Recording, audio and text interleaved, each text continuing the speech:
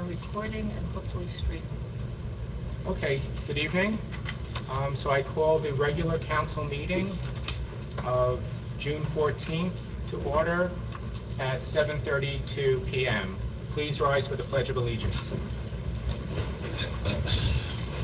I pledge allegiance to the flag of the United States of America and to the republic for which it stands, one nation, under God, indivisible, with liberty and justice for all. Please read the statement. Oh, sorry, working the wrong way. Please read the statement regarding the Open Public Meetings Act. This meeting is called pursuant to the provisions of the Open Public Meetings Law.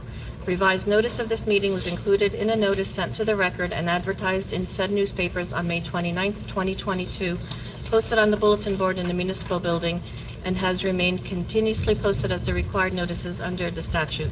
A copy of this notice is and has been available to the public and is on file in the office of the municipal clerk. Proper notice having been given, the municipal clerk is directed to include the statement in the minutes of this meeting. Roll call, please. Councilman Cobb? Here. Councilman Hamer? Here. Councilwoman Marin? Here. Council President Rosenzweig. Here. Also present is Mayor Michael Wiles, Interim City Manager Matthew Watkins, City Attorney Bill Bailey, CFO Michael Kaufman, and City Engineer Franz Volsi. Absent with prior notice is Councilman Cohen, who sends his apologies. He was attending his son's graduation tonight. All right. So do I have a motion for approval of the minutes? We're going to have to table that again, I'm sorry. Okay. Sorry, we're tabling that. Do I have a motion to table approval of the minutes? So moved. Second. Roll call. Councilman Cobb? Yes. Councilman Hamer? Yes. Councilwoman Marin? Yes. Council President Rosenzweig. Yes. City Clerk, please read the title of Ordinance 22-06. This is an ordinance authorizing and encouraging electric vehicle supply service equipment, EVSE, and make-ready parking spaces. Okay, so actually capital budget is the second ordinance, sorry. So we'll now open the public hearing on the electric vehicle ordinance. So anyone from the public who wishes to be heard and ask questions concerning this ordinance, please step up to the mic and name and address for the record. Bill, just for the public's sake, do you want to just give a bullet on what this ordinance is about? Sure, Council President. The ordinance that's before the governing body for second reading tonight is in relation to a state legislation that came out a few months back regarding electric vehicles. What it's designed to do is to promote sustainability and encourage electric vehicles and usage, and that's thus and such. And what it does primarily is if someone wanted to install electric units or charging stations in their parking lot, for example, it wouldn't require them to get a use variance, which would mandate that they go to the zoning board, which is costly and time-consuming. This makes these types of uses permitted accessory uses statewide. So it's a good thing to encourage that. It's no cost to the city. And it is actually pretty much mandated by the state anyway. All right. Anyone from the public with questions about this ordinance? Seeing none, I will now close the public session. Do I have a motion for ordinance 2205 to be adopted? So moved. You moved it, Wayne? Mr. Hamer moved, Ms. Marin seconded. Any discussion amongst the council? Question. Yeah, please.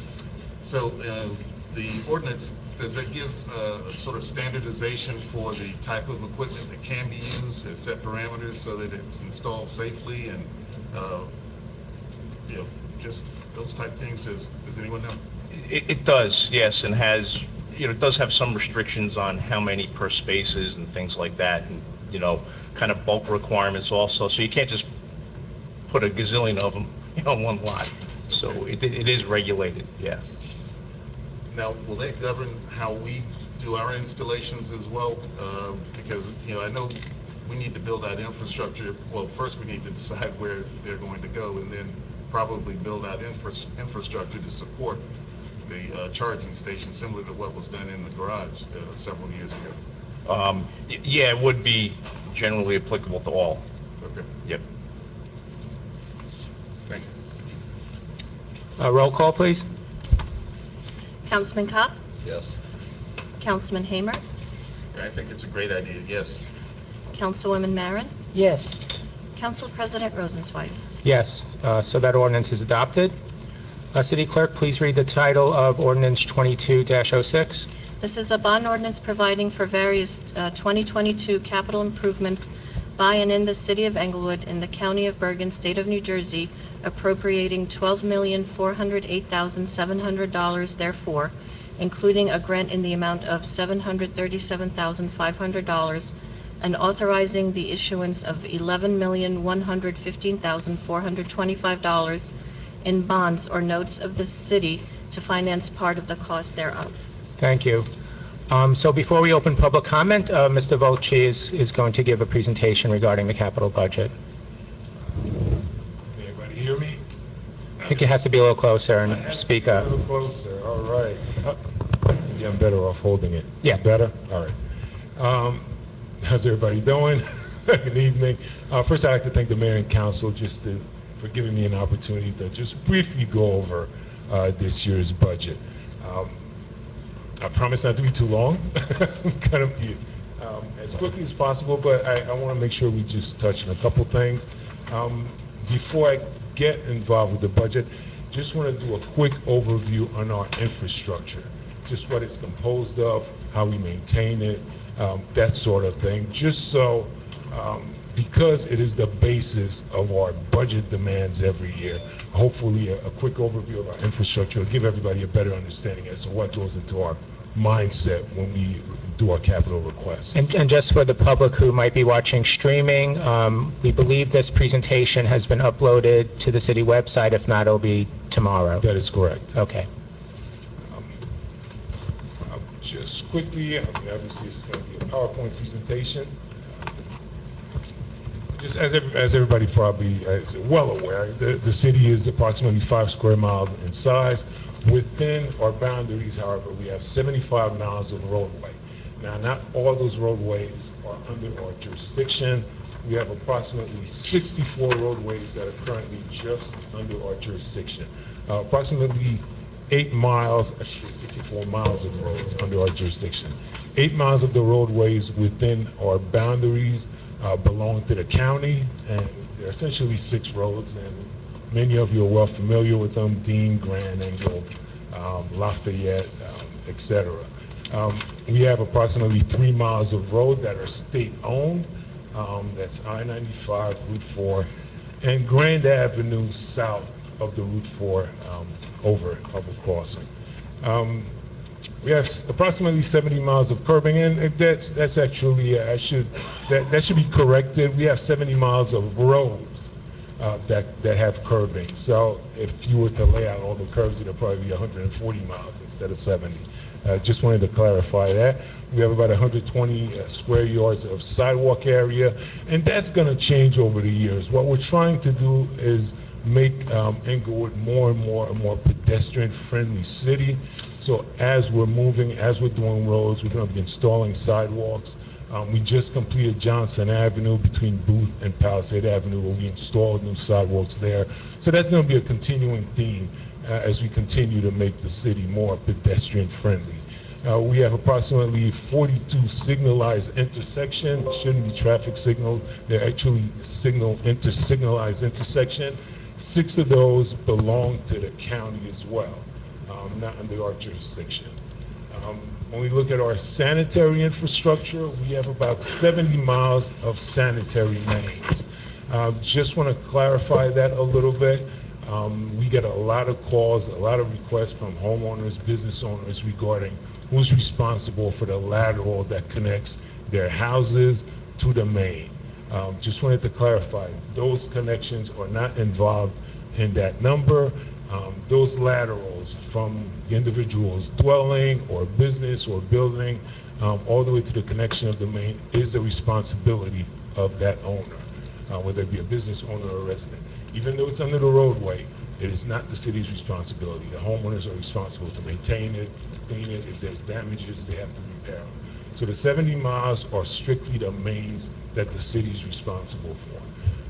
Within that main, there's over 1,100 manholes that we also maintain, and we have 3 pump stations that help our sanitary lines run efficiently. In terms of our storm structure, we have 30 miles of storm sewer lines, approximately 4 miles of flood channels. We have about 775 catch basins in town. We have a pump station at Sheffield Avenue and Overpeck. We have 3 ponds, 3 major waterways, Overpeck, Metzler, and Flat Rock Brook. What's not included in that is we have over 40 culverts that we also part of our storm system. So those 3 items, our roadways, our sanitary lines, or our storm system, basically make up the main infrastructures that we're constantly trying to either improve, that are constantly in the capital budget. And those are the 3 things that I kind of want to go over a little bit so everyone has a sense as to why they're important. Now, as you can tell, there's just a mileage. I'm rattling off a lot of miles. The infrastructure for this town is pretty substantial. It's quite a big task to maintain it on a daily basis. So what we've done over the years is going the wrong way. No, you were right. No. Yeah, there you are. Yeah, I am. What we've done over the years is we've come up with a series of methods and periodic sort of inspection strategies to try and stay on top of the infrastructure. And what I've done here is sort of broken them down into these 3 main categories just for ease and easier to follow. As you can tell, our street curbs and sidewalks are inspected and assessed every year. And that's not necessarily true. And by that I mean they're inspected on a daily basis. Every time we drive down a roadway, whether we're going to an inspection for a seepage pit or meeting a contractor for some other reasons, we're constantly analyzing our roadways, our curbs, sidewalks, making mental notes, jotting down notes, taking pictures. It helps us to prioritize which roads have to be done immediately, which roads can stay a couple years, etc. So we're doing that on a daily basis. The traffic signals are systematically replaced, and there are a number of reasons that we consider when replacing our signals. I mean, age of the traffic signals is one of it. One of the reasons. The effectiveness of the traffic signal, another reason. But one of the things that I'm finding more and more crucial is we work with the police and fire department and find out which traffic signals are essential from getting from point A to point B in town during an emergency. And what we're trying to sort of like prioritize are the signals that are essential when it comes to emergency response time. And those signals tend to make up or get prioritized in terms of what signals have to be reviewed, updated, upgraded, that sort of thing. For a sanitary sewer, again, it's usually completed during road reconstruction projects that we constantly have in our capital. We replace our sanitary lines. Now, they are done periodically as well. If there's a sanitary collapse, we do a spot repair or repair damaged section. But essentially, when we do a complete line repair, it's part of our road project. Now, what we have going on right now is we have an infiltration study, and that's been an ongoing project that we started a couple years ago. It essentially studies our sewer system citywide to just sort of identify the weak points, the part of the system that's either leaking, failing, etc. So we have a sense as to what part of our system needs to be prioritized and get repaired in order for the system to work properly. The manholes, whether it be for the sanitary, the storm sewer, and the catch basins, they're repaired. They're incident driven, meaning when we see one that's damaged, we see one that's falling apart, whether it be, a resident, whether it be one of our inspectors, whether it be somebody from the city, they notify us. We work alongside the DPW, we get contractors in there to repair it, whether it be on an emergency basis or as part of a project. The pump stations for both the sanitary and storm sewer, they're maintained by an outside vendor that the city works with. As you can see under the storm sewer, the ponds, waterways, and flood channels are inspected usually every 3 to 5 years to see their condition. Part of the assessment strategies is also has to be tied in with the longevity of these infrastructures. How long do we literally expect these infrastructures to last, what their expected life expectancy is, and that sort of helps us out as to how we play into how much money do we want to put into certain aspects of our infrastructure, depending on the age of the infrastructure. Now, what I've done is estimated some life expectancies of these various infrastructures just to give everybody a sense. Roadways, we expect to last 15 to 20 years. Again, there are a number of factors that depend the longevity of the road. Subsurface is one. Excavation, utility companies coming in and tearing up a road. As you can see, if you drive down Lydecker, Dana, Broad, everybody's familiar with those roads and how, just the utility companies have, destroyed those roads. Every time you excavate a roadway, you just it becomes more likely for that roadway surface to fail. So those play a role. What I think is the most critical part in, the longevity of a road is wear and tear, and that's due to traffic a lot of times. Palisade Avenue is not going to last 20 years. That road just sees too much wear and tear. It's probably going to be done every 10 years or as needed. So that's how we sort of put together our roadway list. Curbs are last 40 years. Again, it depends on the wear and tear on the curb. If a curb's on a dead-end street, nobody drives there, it'll last 40 years. If you have a curb where it's constantly getting hit by cars, trucks, the plows, realistically. So depending on how much that curb gets beat up would also determine the longevity of that curb. Sidewalks, we should get 40 years out of them. Again, salting is an issue. Trees are issues that all contribute to how long the sidewalk will last. The traffic signal should outlast all of us. Once we put a new traffic signal in, they should last close to 100 years. Now there's upkeep that needs to be done, and they may need to be upgraded to make sure that they meet all the MUTCD current guidelines and codes. The sanitary sewers, when we replace them with ductile iron, that should last, 75 to 100 years. That should last for a very long time. What does DIP stand for? Oh, ductile iron pipe. Okay. The manholes, whether it be for the sanitary or storm sewer, those should last 30 to 50 years. Again, the pump station, if they're properly maintained by the vendor, we should look at 30, 40 years before we need any real replacement or real upgrade from them. The storm sewer, as I said, the ponds, the waterways, we inspect them 3 or 5 years, again, for a number of things, whether it be dredging, something went crazy there, it's doing its own thing. I'm not sure what happened there.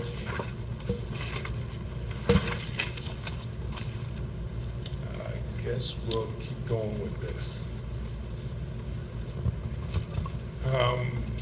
Whether it be dredging or replacement of the flood, the channel walls, etc. Some of you know we have some channels in town that have concrete walls. Those concrete walls should last close to 50 years. Again, the weather patterns do depend how much flooding we get, how much debris in the waterway. That all plays a part in how long the channels will last. Trees play a part in damaging the channel walls. So all those play a part. In a perfect condition, we should get 50, 60 years out of the channel walls. The waterways, a lot of them don't have channels, so we're worried about, erosion, that sort of thing. So that's those three basically, those three things are the main components of our infrastructure and that's essentially what you see in our capital budget year in and year out. Is just trying to maintain essentially those three items in our system.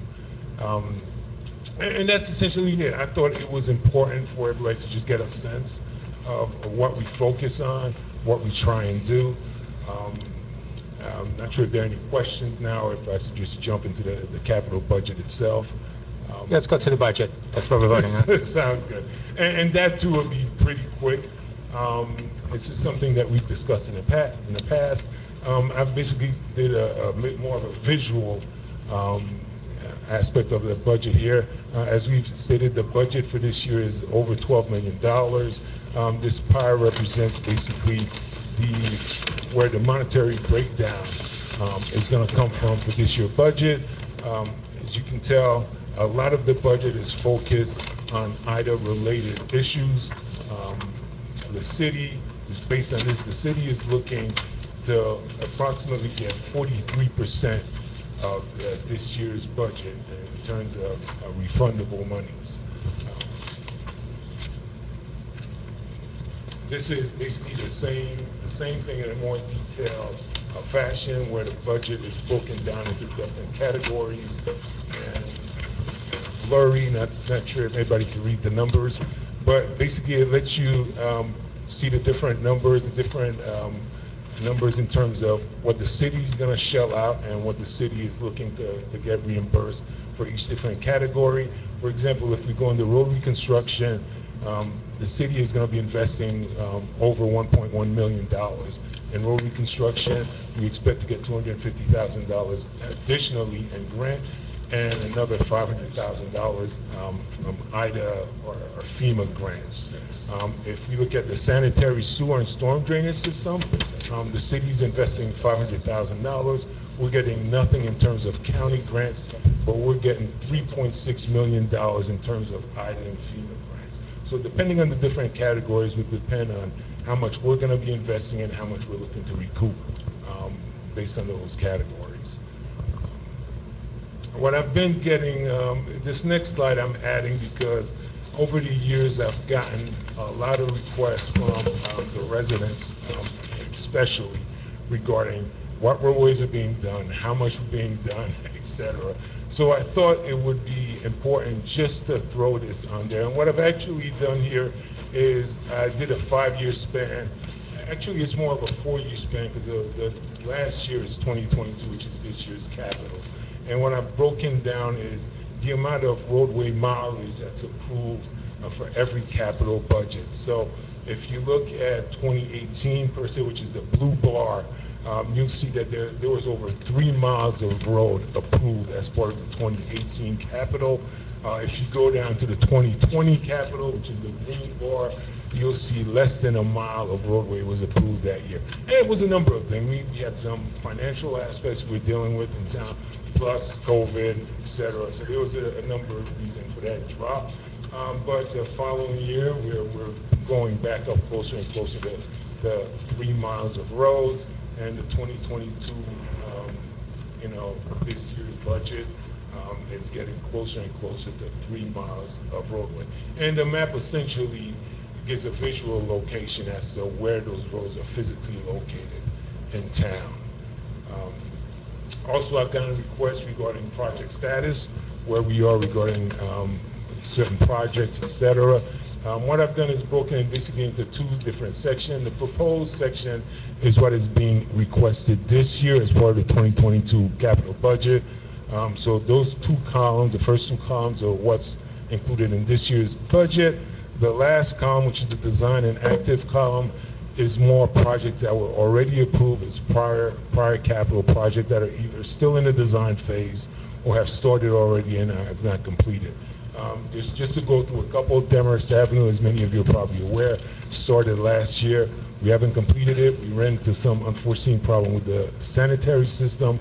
We're getting that repaired, getting that taken care of. So that should be completed this year. We should be milling and paving it this year and get that over with. The culvert evaluation, which is the second one, is an ongoing issue that we're having, well, I shouldn't say issue, is an ongoing project because of the county's gift to us.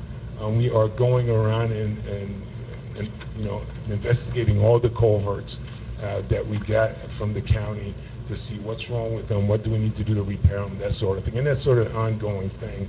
The third one is the Englewood Grand Avenue signal. We're going to be upgrading the signal at the intersection of Grant and Englewood Avenue. That project's already been awarded. The contractor has already awarded them, already requested the material, waiting for the material to come in. I expected that project's probably going to start in the next month or so. So Forest Avenue was part of last year's capital, and that's the roadway between section of Forest Avenue between Van Brunt and Dean Street. As you all know, every time it rains, that roadway floods out. So this is part of trying to get some of that flooding gone. Right now, there's a lot of back pitch lines, et cetera, that we're going to be correcting. Unfortunately, right now, it's also the section of road where CSX is currently having the issue.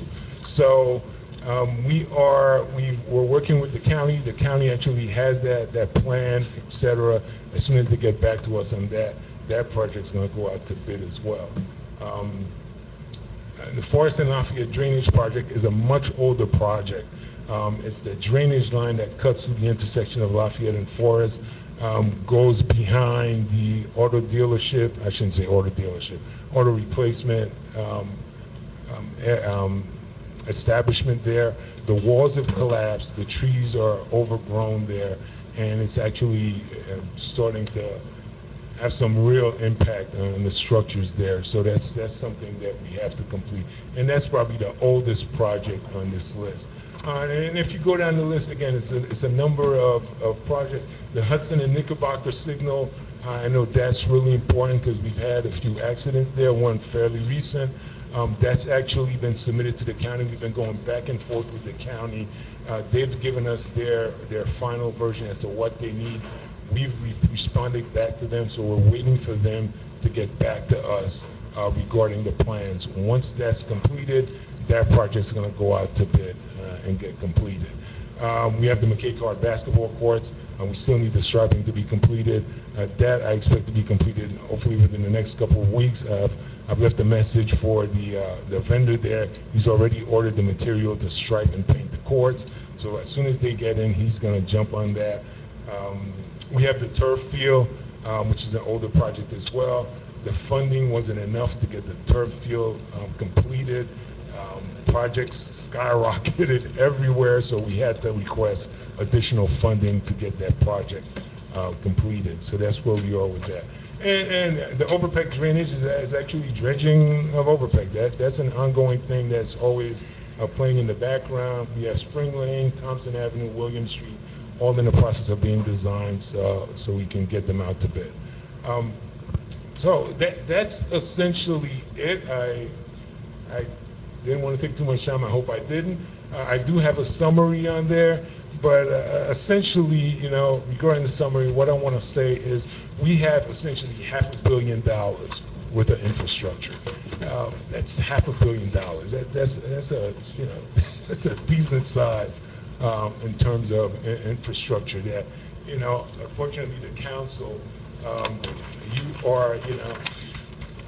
you're sort of responsible for that infrastructure. You know, we sort of give you information as to what needs to be done, but ultimately you are responsible for that infrastructure and what gets done with it. And every year I understand the city's going to be struggling with, you know, financial aspects, financial problems, but it's important that we keep investing in our infrastructure. Otherwise, we're just going to be doing it on an emergency basis, which is going to end up costing a lot more.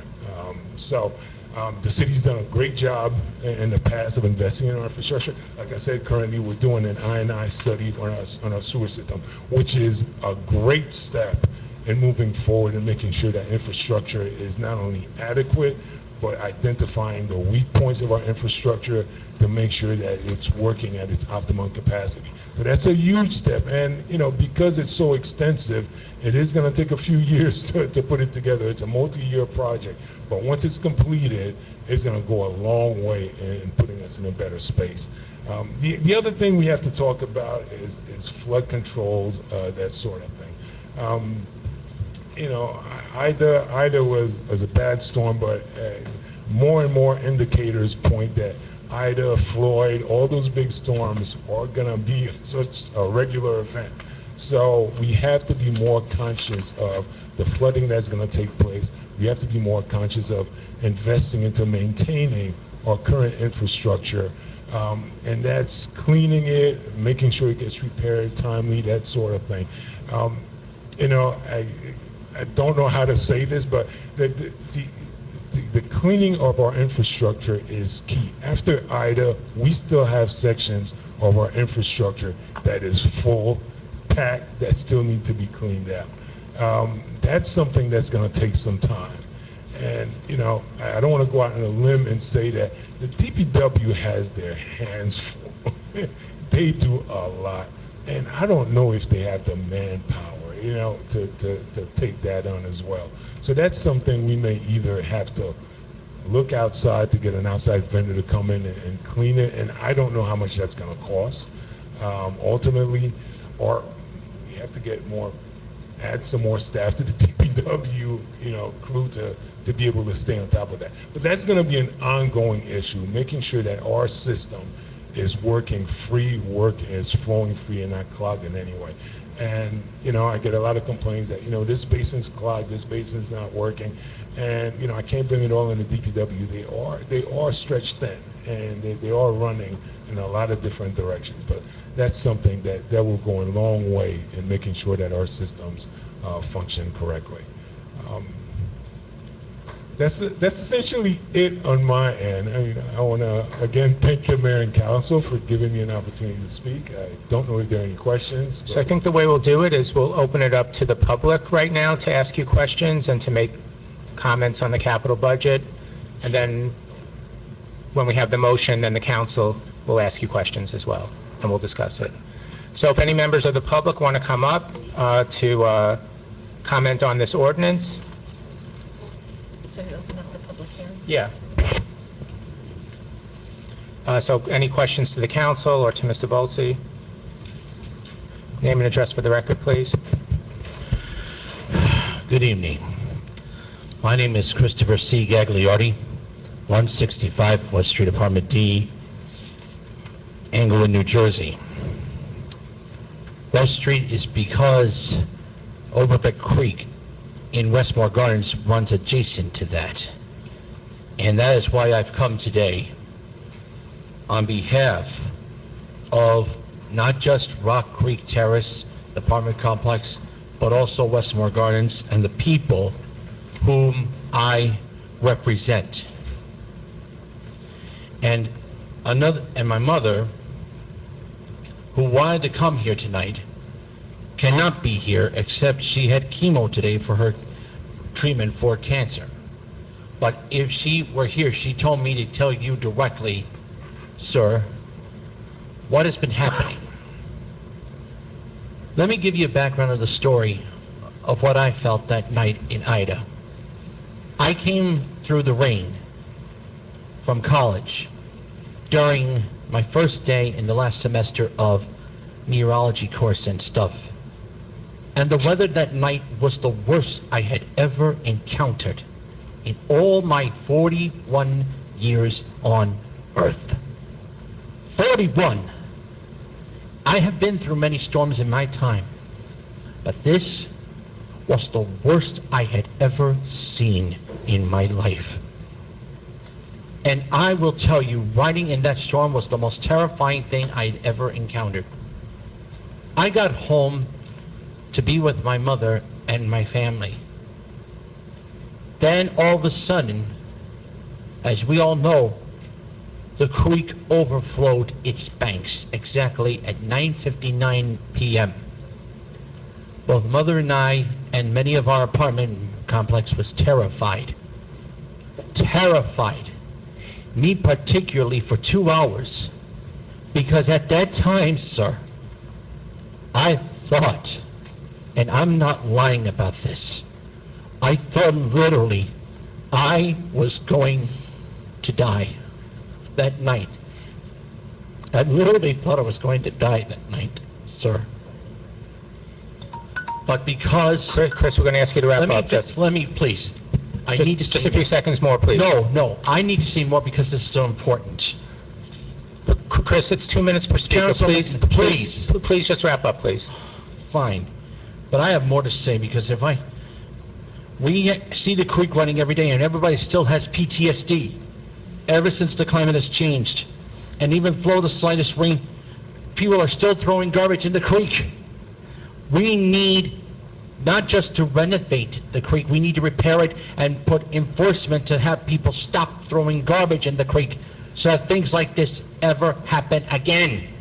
All right, thank you, Chris. So for Franz, what can we do about the creek? In terms of the creek, what we're looking to do is obviously dredging.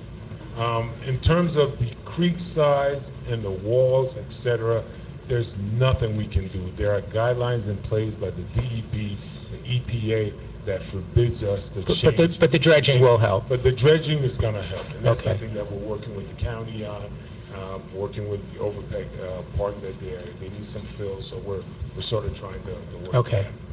All right, thank you. Please name and address for the record. Yeah, Ricardo Wilby, Englewood, New Jersey, Shepherd Ave. You know, with the Ida situation, I think this council needs to be a little bit more sensitive to people. 2 minutes doesn't really express. It's not enough time for people to really express what they've been through. We still have displaced seniors. Just the other day it rained, and the creek was overflowing on one side because one side is high, one side is low. The problem here in Englewood is that there's too many damn settlements. And we got greedy settlers that keep building and building and building and building. We need to stop building. The infrastructure is overworked. You can't put anything else on it. There's people that can't even flush their toilets here in Englewood. But yet still, we keep building and building. We need to go higher. We need to go wider. Everybody's cramped into this so-called suburban area. It's no longer the city of trees because its trees are gone. The natural, sponging effect is gone. And anybody that experienced Ida, I towed a lot of cars back in Ida. I was all over Englewood, and I was all over Bergen County, but Englewood got really hit hard. This is beyond ridiculous. When are you guys going to use some common sense and stop greedy politicians from having backroom deals to build? This is what it's all about. So somebody's greed almost cost somebody else their life. Somebody's hatred of the environment almost cost somebody their life. They don't give a shit. For the simple fact that up in the hill, the aesthetics is still the same. The master plan hasn't been followed. Down here in the valley, we're getting and we've been talking about this for years. I've been coming for years and warning about this, and now it's here. And these things are going to happen more and more and more. The infrastructure cannot take one more project. It can't. What's on there right now can't sustain it. And they're building over Coldridge. They're going to build on Wise Corner and build over that creek. They're going to continue. Their greed knows no bounds. This has to stop. The overdevelopment, the gentrification needs to cease. That's the solution. Okay, thank you.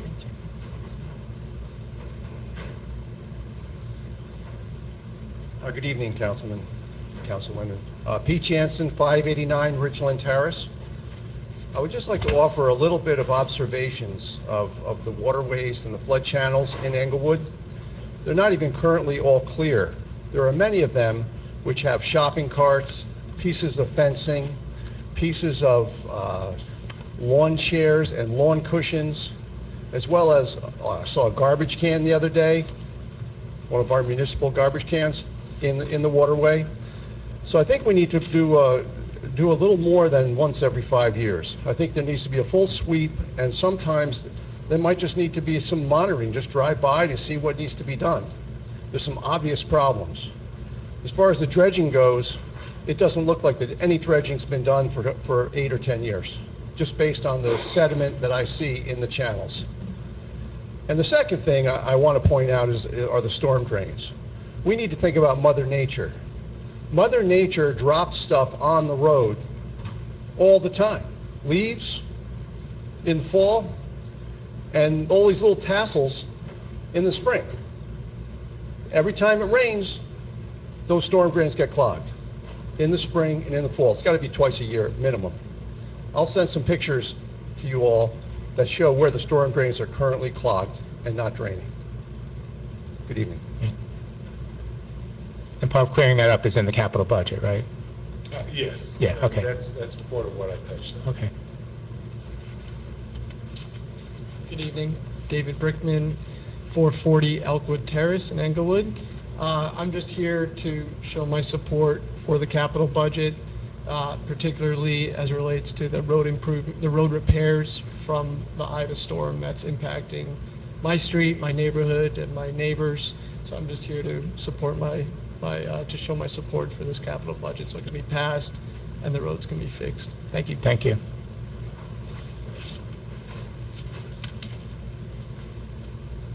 Good afternoon. My name is Nicholas Whitaker. I'm from the law firm of O'Toole Scrivo. We represent the property owner at 249 Chestnut Street.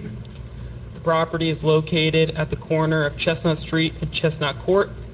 The property was significantly damaged during Hurricane Ida. My engineers of my client have spoken with the city engineer, and while we know there's nothing set in stone right now relating to drainage on Chestnut Street, my client and my firm look forward to working with the city and engineering to help improve the drainage on that street and potentially Chestnut Court. Thank you. Thank you.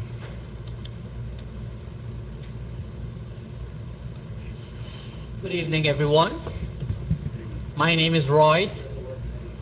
My wife Doreen is with me. We are residents of 73 Glenbrook Parkway, right here in Englewood. And our problem is this. Water keeps accumulating in front of our property, whether it rains, whether it shines. In addition to that, we noticed that somebody is washing and emptying their washer or laundry up the parkway, and it comes settled right in front of our residence. Sometimes it smells and it's dirty. I have made for about 12 years, I have made complaints, contact the city officials. I don't know if they did anything, but I grew tired. And last year, when we had the flood, and this year, my wife took it up, and she continues to post pictures of the floods. All we are asking is that something be done, so that instead of stagnant water, we have water flowing down that Glenbrook Parkway. So Franz, you have the address? I've actually received some pictures regarding the water, and we are actually looking at it. We're going to take some shots to see if it's a low spot in the road, because they're catch basin along Glenbrook Parkway, so they should not be getting that amount of water that they're going to get from their property. So, it may be something that we end up doing, but right now we're just surveying it to see where the low spots are and where you're getting the issue.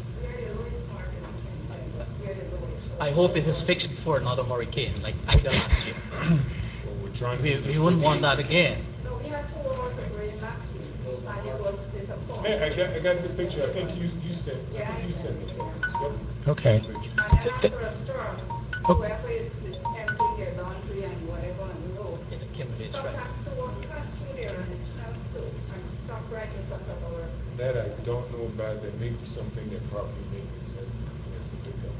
Yeah. Okay. I'm not aware about that. But I am aware about the issue that you have regarding the All right. We're looking into. Thank you for bringing it to our attention. Thank you very much. Thank you. Good evening, Joshua Tenzer, 401 Whitewood Road. Here in support of the capital budget. Specifically, I want to address the neighborhood I live in on Whitewood Road. Has the project to address the sinkhole on Whitewood Road that is going to grow with each passing storm, as well as the issues on Engle and Glenwood. But in particular, I want to mention the Hudson Bridge. I am part of the synagogue on the corner of Engle and Hudson. We are blessed to be a growing community, and many of us walk on Sabbath and holidays, both during the day and in the evenings. And many of us access via either Hudson or via Engle. And frankly, the more that people use Engle as opposed to Hudson, it's a liability waiting to happen. Particularly in the evenings, people are walking. There's some sidewalk there, and as you know, there's that issue along the cemetery. It's a rickety sidewalk. Strollers are challenging.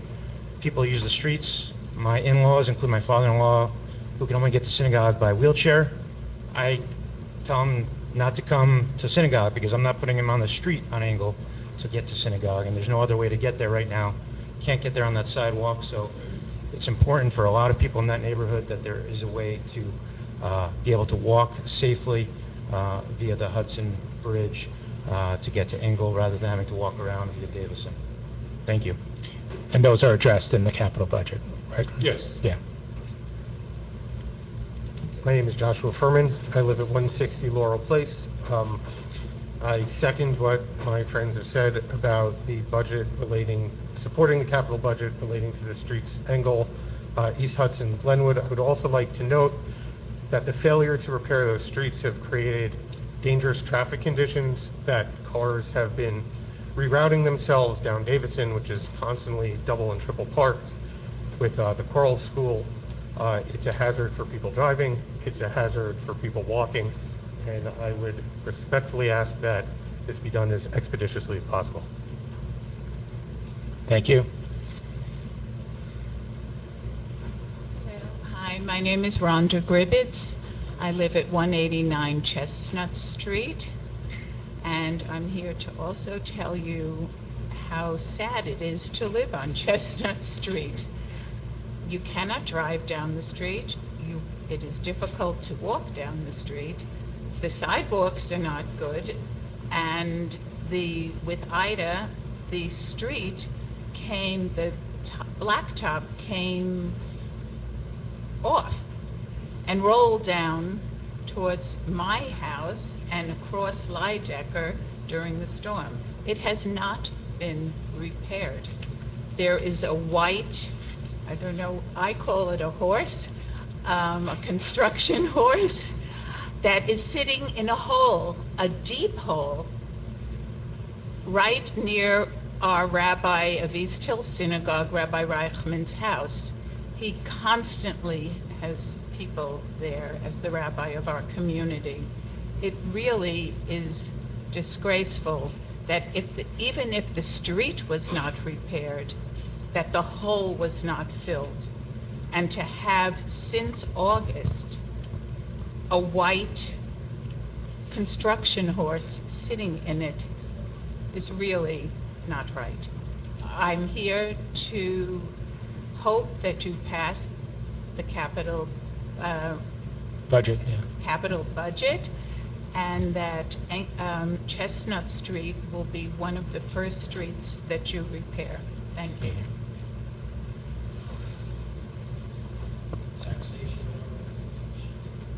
Hello. My name's Simon Brief. I live on Whitewood in Englewood, and I'm also here to support the capital budget. I third what my neighbor Josh Tenzer had shared with you.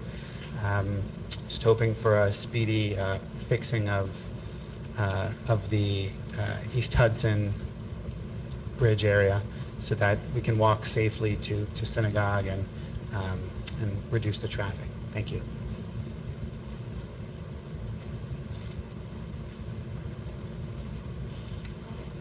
Akiva Block, 191 Glenwood Road in Englewood. I also want to voice first of all, Chris, our prayers for your mom on her treatment today. She should have a speedy and full recovery. And I want to voice my support for the capital budget that everyone's been discussing. The East Hudson Bridge walking to synagogue has really inconvenienced lots of people. Every single day that it's not fixed is a safety hazard. I walk with my children in a double stroller down that really busy street on that slate sidewalk with a lot of bumps. My children have fallen from the sidewalk and scraped their knees and have cars whizzing by. Not to mention the fact that Davison, which as Josh Furman mentioned, cars are speeding down Davison all times of the day. It's a school zone with kids crossing the street every single morning and afternoon, and it's a very, very busy traffic street. Every day that the Hudson Bridge isn't fixed is really dangerous, and really looking forward to that project getting done. So I fully support the capital budget. Thank you. Hello, good evening. This is Harley Ungar, 207 Chestnut Street. I just wanted to reiterate some of the points recently made. Hudson Street is an invaluable throughway for a lot of people in the community, so I would just ask that the capital budget be approved. It's a really dramatic impediment for a lot of people on a lot of different days of the week, so I just wanted to register my support for the capital budget. Thank you. All right, thank you for everyone for coming out. So now I'll close the public session. Do I have a motion to pass ordinance 22-06? So moved.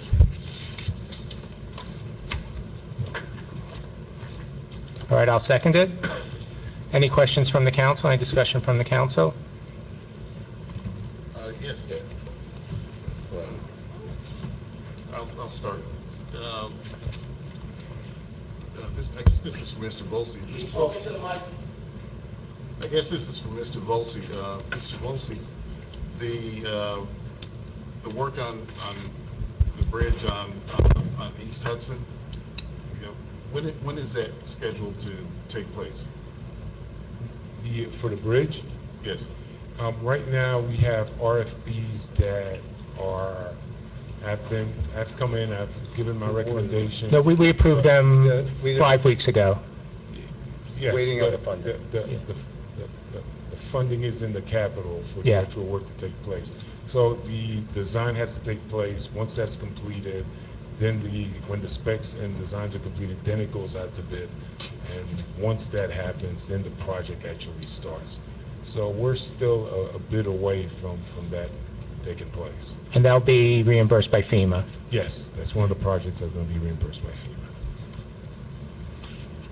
The amount that FEMA's reimbursement amount, that number has gone down a little bit. Can you help me? Because I thought it was a good bit higher. It's 4.8 million right now, or at least that's what's projected. No, hold on. The FEMA number is quite substantial. I can go back.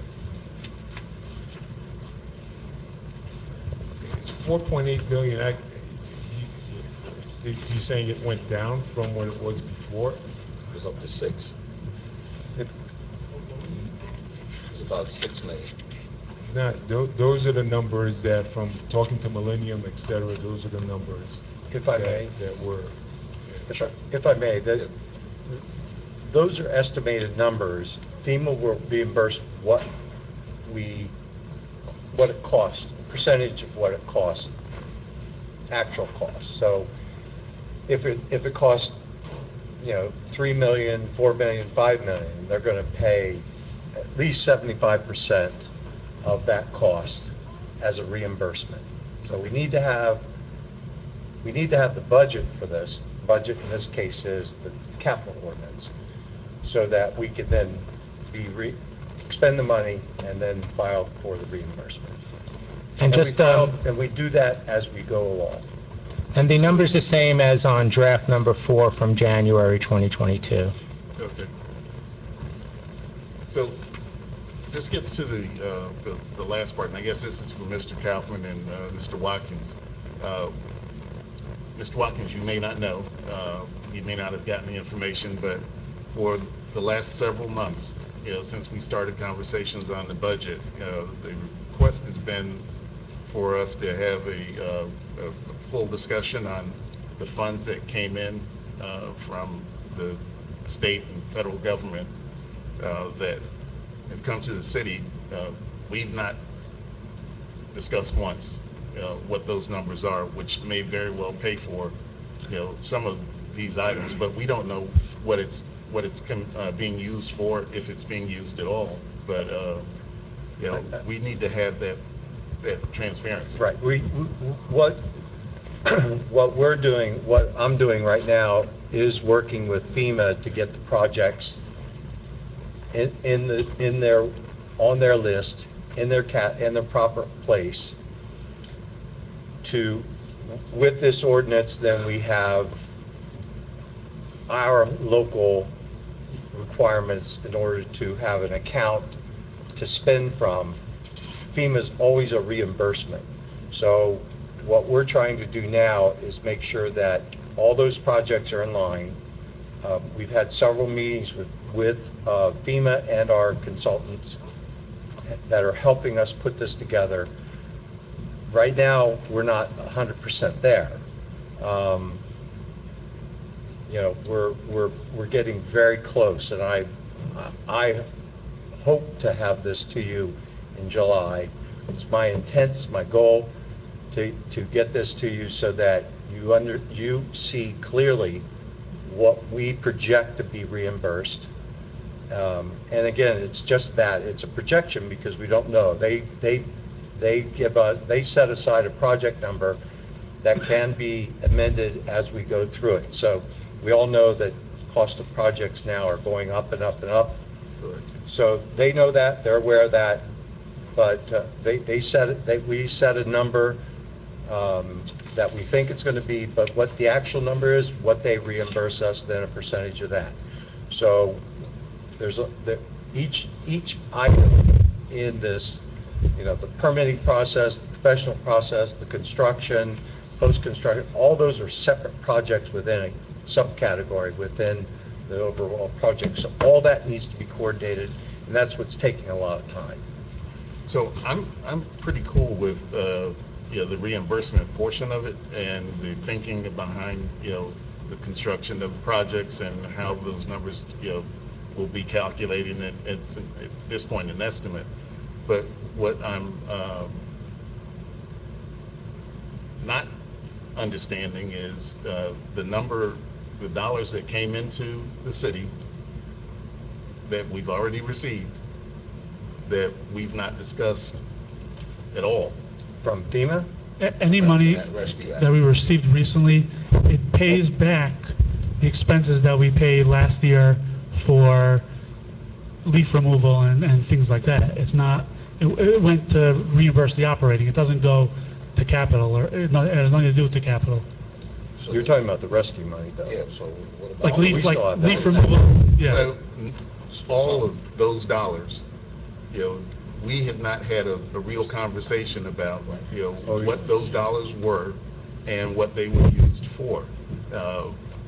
Yeah, I hear what you're saying now, but what I'm saying to you is all through the time that those dollars came into the city over the last 18 months or so, we've not had a council level. I thought Millennium sent you, didn't you request from them? And I thought they sent you the details. What I requested was the projects that they were going to be working on that we would be reimbursed, you know, at some point by FEMA. And that had there's not a direct correlation to the dollars that were given to the city. Again, you know, the ARPA funds, you know, the CARES Act funds, you know, whatever those dollars were, came in, and it's not like this is new territory. You know, you probably can remember me asking you for it. Well, the ARPA funds we haven't used. That's a great answer, but you know, we have not had the conversation about what those dollars are that came in, what they're projected to be used for, what we're doing. And all of this ties together to me. It's got to. I'm going to give you a whole plan on that in July. I assure you of that. I assure you of that. $1.4 million, we're going to lay it out for you. And I'm going to make my recommendation, but then you guys either agree or not. But sure. But I agree with you. We have to have that, and whatever we got from CARES funding and CARES Act funding, I'll get that all together to you, and I'll get it to you this week if I can. Well, I don't expect it to be gotten together this week, but I do expect to hear that because we've asked, well, I've asked, and I know Councilman Cobb has asked, and I know members of the public have asked for, a detailed discussion, or not a discussion, they just asked for, whatever the numbers are and what we're doing with it. And, we haven't provided those answers to them. Okay. And I'm very much, and still very much concerned about that. Well, first, we haven't spent any of the American Recovery Act. We haven't spent any of that money. It's 1.4, approximately $1.4 million. Last year and then another 1.4 this year. Okay, so we have that. 2.8. 2.8, then I will break it all down. The CARES money was every bills list that we've had, and we've charged Now, it. we'll summarize it for Yeah. the council. There's no question. We got to make it so that it's right there, summary, don't have to wade through pages. This is, so we'll get that together. And you'll have it, worst case scenario, you'll have it for the July work session. I'll get it done, because it's pretty straightforward. I do want to talk about a work plan with you towards, when we get to that part of the meeting. That's important. It is important, and we have to have a plan. I'm proposing a plan and looking for your input so that we're clear, and let's get going. So, next to last comment is this. We've got approaching $90 million worth of debt obligations. Some of it's going to be written off, at some point with an ordinance. The unexpended amount of $5 million that, was obligated to the library for a project that, did not come to fruition. And, instead of that being written off, it's still sitting on our books. But I know work is going to be done at some point in the near future to put an ordinance in place so that we can reduce that at least that $5 million. Yeah, that's being introduced later tonight, that ordinance. We were able to get it on. That's 2209. So we'll have discussion about that. But what I've not heard, and there is not a single project in this capital budget that I'm unfamiliar with, and have always supported the need for infrastructure work and the work that gets done through the capital budget. But there's got to be some sort of measure of accountability. We can't keep driving up the capital obligation, for the debt obligation for the residents of this city. And, of course, as council people, we're part of that. But we can't keep driving that budget number, that debt obligation up without a debt management plan that, provides for how we're going to manage it, how we're going to help reduce it at some point. Not all debt is bad debt. There's good debt, and most of what's on here is good debt. But we can't keep obligating the residents just because there's capacity in the city based on whatever rubric and algorithm is used to figure out debt capacity. We can't keep driving that number up because it's got to get paid for. Even if we're pinching off a piece of it, the piece that we add to it, makes that number swell every year. And we have to, everyone, not everyone in here, but every resident of this city has to be concerned about what that number looks like, because it's got to get paid for. And the only people paying for it are going to be the people who live and work here. So that's our responsibility. And the professionals that work for this city have to take it as their responsibility too. We could hardly hear him. I'm sorry, but I can't really hear. Yeah, I don't know if it's his I don't know if mic. it's the bank that I'm sitting in, or... Start over? I'm sorry, No. I'm sorry, I got the gist of it. But is there a way to turn up the volume so we can hear better? I'm sure the audience on YouTube are gonna have the same issue. Push the button. Just have to talk closer into the microphone. I don't believe that's what he said. No, the button turns it on. All right. Maybe the microphone should go closer, Wayne. You just gotta get closer to the microphone. So any other comments from the council? Yes, I do. Please, Ms. Maron. First of all, I'd like to thank all the people that came out to comment tonight. I just wish we had more people that came out on a regular basis, so that we're not dealing with these things in a vacuum. Chris, I know all about what you're talking about. I was part of a Rotary cleanup project at McKay Park, where we took I was shocked at what we were able to take out of the creek. Strollers and we're just citizens.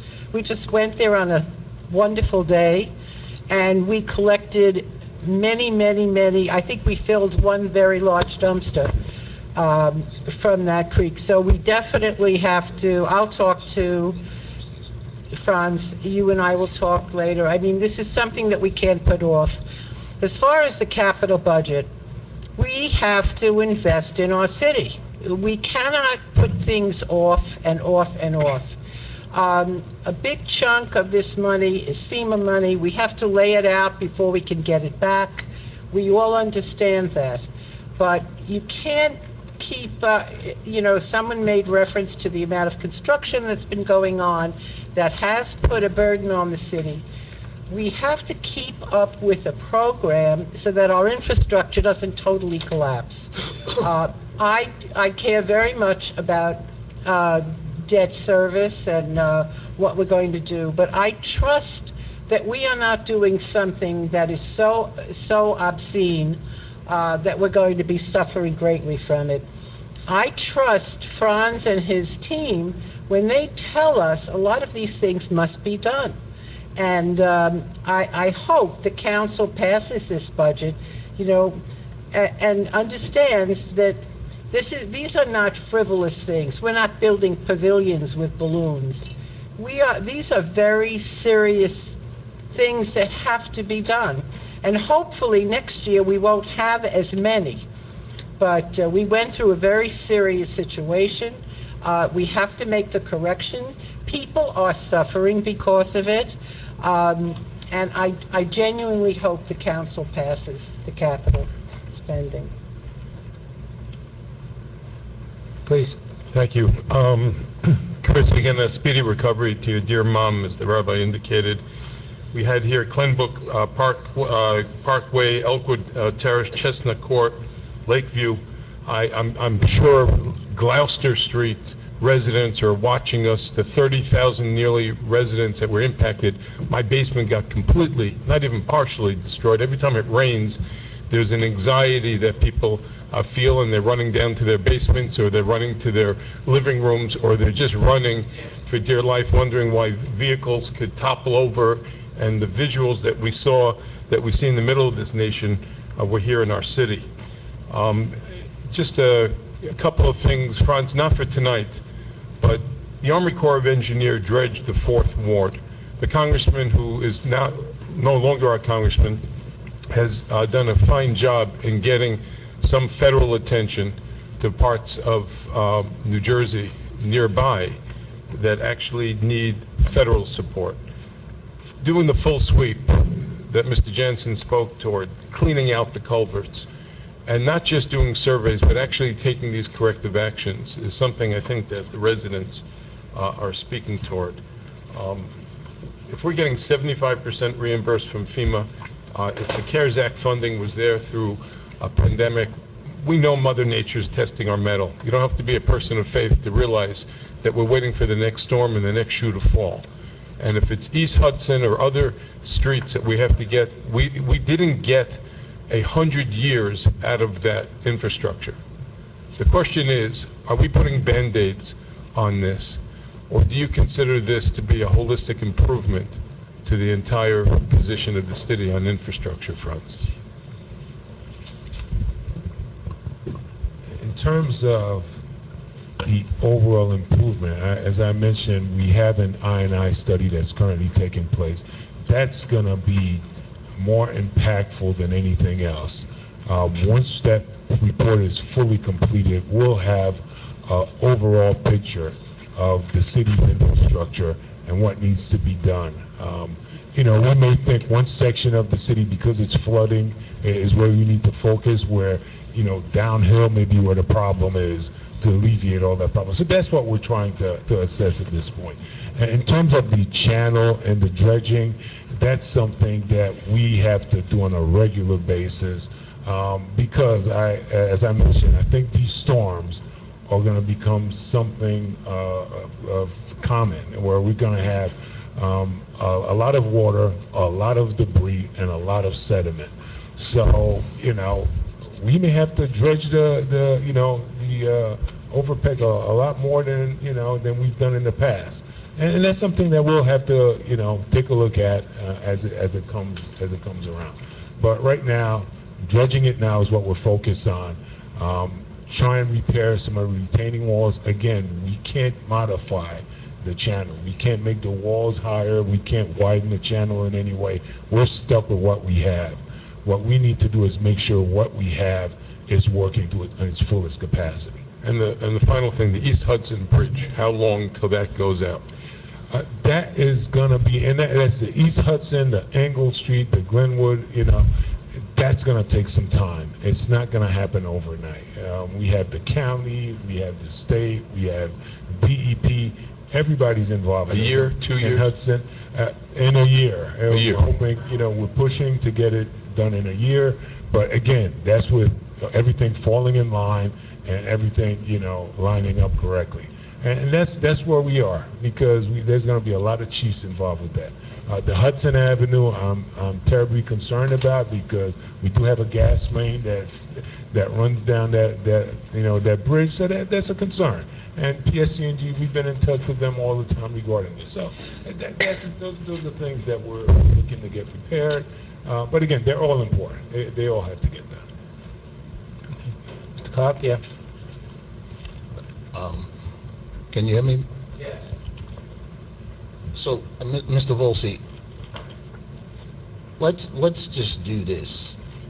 First of all, you and Mr. Kaufman, I think the word is manage expectations here, because everybody is pushing you guys to say tomorrow it will be done. So let's manage expectations. I think that's what we should do going forward, to manage how these things will be done. Number one. Number two, we have about $12 million in authorized funding that hasn't been funded yet, but $5 million of it we just found out will be taken care of tonight. And I think maybe. Okay. So what I think Councilman Hamer is getting at, and I know I was getting at the same thing, and this is more to Mr. Kaufman, is to be transparent and communicating, how we managing this budget. And I think that's fair. I mean, to come here and to hear something that we didn't know coming here, I think that's not fair to this body. We have to communicate a little better. Mr. Kaufman, you told us something today we didn't know. Council President told us something today we're finding out that we're going to take action on, possibly. But what I'm saying is, this results in the public coming here asking these questions. And then when they come here, they have expectations, which they should have expectations, right? But we have to manage those expectations. And it's not for one side of town, it's for the whole town, right? Mr. Gagliardi came here, and he's absolutely right. Somebody just called me about Pendle Avenue, where the creek runs up behind 270 and 272 Pendle Avenue, where it flooded again last week. People, so their cars wouldn't get flooded, parked them on the street on Pendle Avenue, and it resulted in people getting tickets. So that corridor is a problem. We know it's a problem. But getting back to the budget, we want the transparency. I mean, we want, that's all we're asking for. What's the plan? What's the process? What are you doing? You know, you're gonna ask us that. And I said at the last meeting that we had on, I believe it was May 17th, or I think it was at the 17th meeting, that I quoted that our debt was $89 million. Teaneck, that's bigger than us, is at $47 million. So I'm saying somebody's got to pay that. And what we're saying is that we have to manage it, have a plan to pay that. And that should be a part of the process. And it should not be a part of the conversation. And I'm going to continue this conversation at another item that we have on there around these salaries, which is a part of the budget as well. So, you know, I think the ask is, it's not a heavy lift, is that there's information that we should be getting, and we should be provided with that without even asking when it's budget time. You could disagree with me all you want, but we've been talking about a debt plan for a long time. And all I'm saying is, this is what we want. I don't think it's hard to do, but I'm saying to you that we want that because we got to manage that part of it, you know. So I understand we got to do the work, and I support doing the work. But what I don't want to do is put more burden on the system. That's the people. And if we have to, they need to know why and what's going on. That's all I'm saying, is communicating with the people so they understand. We're supposed to be their advocates. Then if the work's got to be done, Mr. Volsi, if the work's going to take 2 years, you have to tell them that, because you have to manage that expectation. I mean, because if not, they're going to come back and ask you those questions. They're going to ask us those questions as well. But for me, the budget is the key for everything here in the city, and we got to take it seriously so that we can pass these things in a timely fashion, you know, without the questions. I mean, I would expect that if we've been asking questions over and over and over again, that at some point somebody's going to raise their hand and say, why don't we just make sure that we answer these questions and manage the expectations? We're asking the questions for a reason. And if you believe we don't understand, then you should make it easier so we do understand. So that's kind of like what I'm saying. But in terms of work and priorities and all this stuff, I think that's a whole nother plan, because we've asked to have an assessment done in the areas all through the city. And we're still waiting to hear about whether we're going to do that. You know, but this is going on, and Chris Gragliano is absolutely right. He's absolutely right. The most important part is fixing that channel, because if nothing else, we're going to have that same problem again. And I was down there in the rain and saw it come up. It's cresting already in the rain. So I think that, you know, your budget is fine, but I think that we need to manage what we're doing. That's all I'm saying, is manage and communicate what it is. Whether it's good, bad, or indifferent, at least we know what's going on. So you know what? And all I know is what I've gotten in response. And you know, I would hope that some of this stuff could be resolved tonight, so that, you know, I feel good about whatever I'm going to do. But, you know, but it's got to be good for everybody. We got to have a plan in place for your capital budget to say these are the things we're going to do. And more importantly also, what are the projects that we didn't complete last year? Where are they in the priority, in the pecking order for this year? Because the reality, and you can say this as well, it's June. By the time we go out to bid with the shortage, the supply chain, how many of those programs will get done, or those projects will get done? That's what we have to know as well. Because by the time we do that, you know, so those are some things, and I think that it's easier if we start explaining it to the public that way, so that they can process it and ask the questions that they want to ask. But, you know, so, you know, they don't have to be guessing. I think we gotta be, and I don't think people are doing it intentionally. I hope not anyway. that we could be just as transparent as possibly with them to manage that stuff. You know what I'm saying? People have concerns, rightfully so. We're the ones who have to address them. We're the policymakers and things of that nature.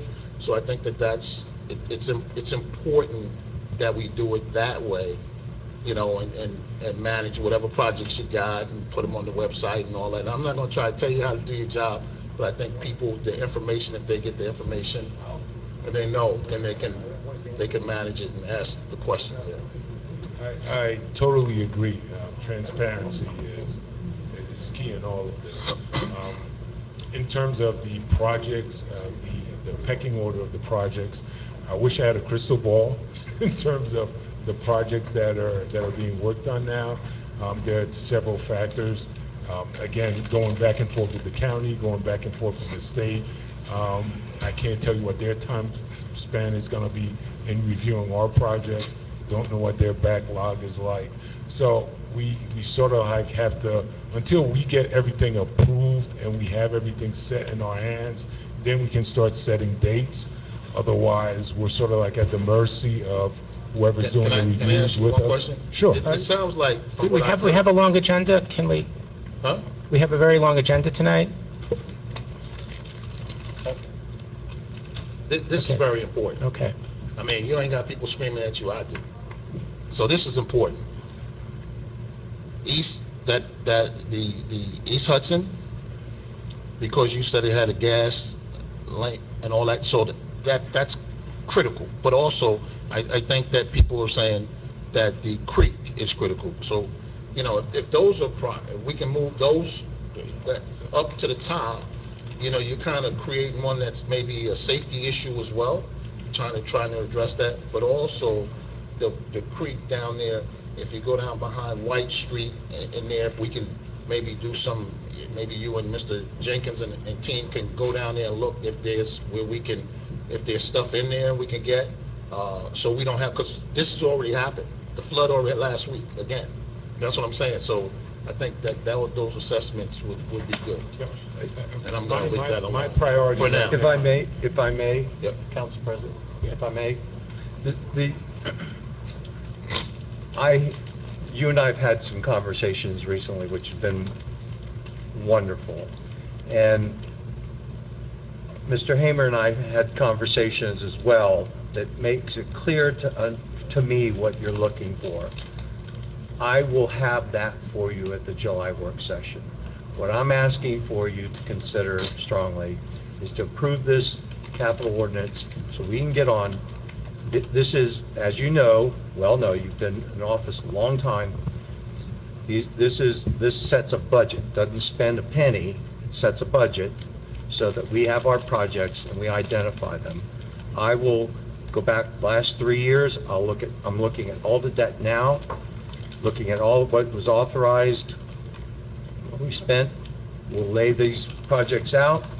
We'll lay out what we're working on this year, what those expectations. I agree with you 100%. People should have expectation, should have realistic expectations.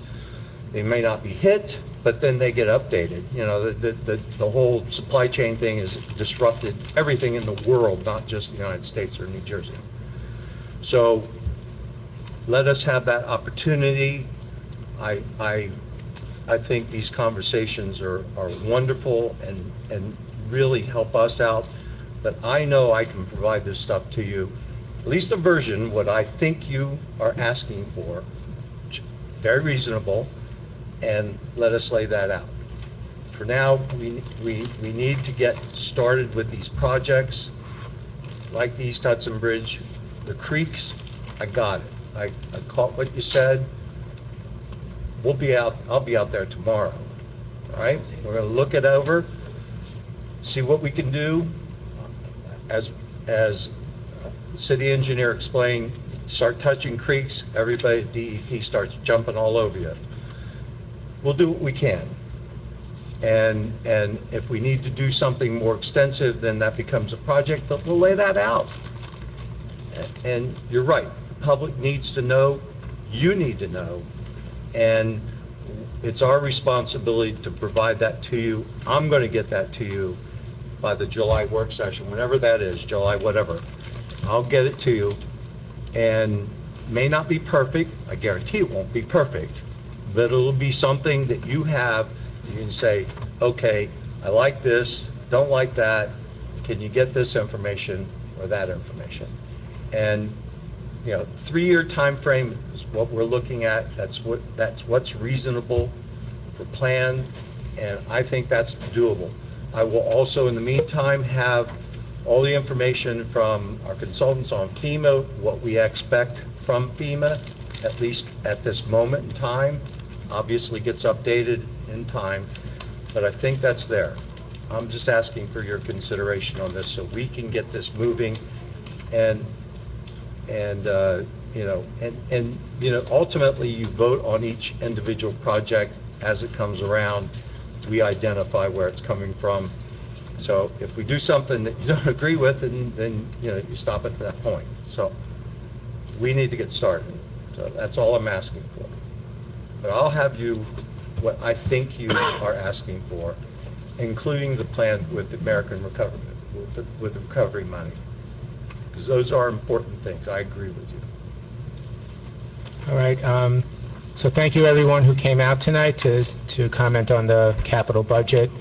I think it really shows the human side to what we do here. We have names on a piece of paper, but these are lives at stake with this capital budget, and people might die if it's not passed. I know that sounds alarmist, but it's really, really true.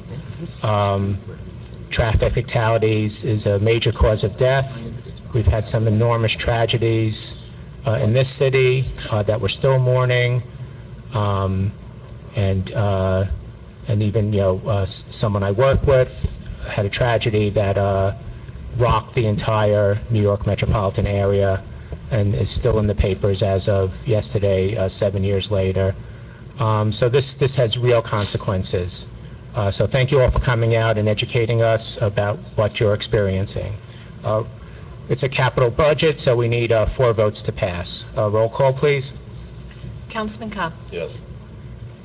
Councilman Hamer? I'm going to vote yes, but I need to say this last thing. Mr. Watkins, it's great, all of what you're saying, and I do believe, until you prove me wrong, I believe you.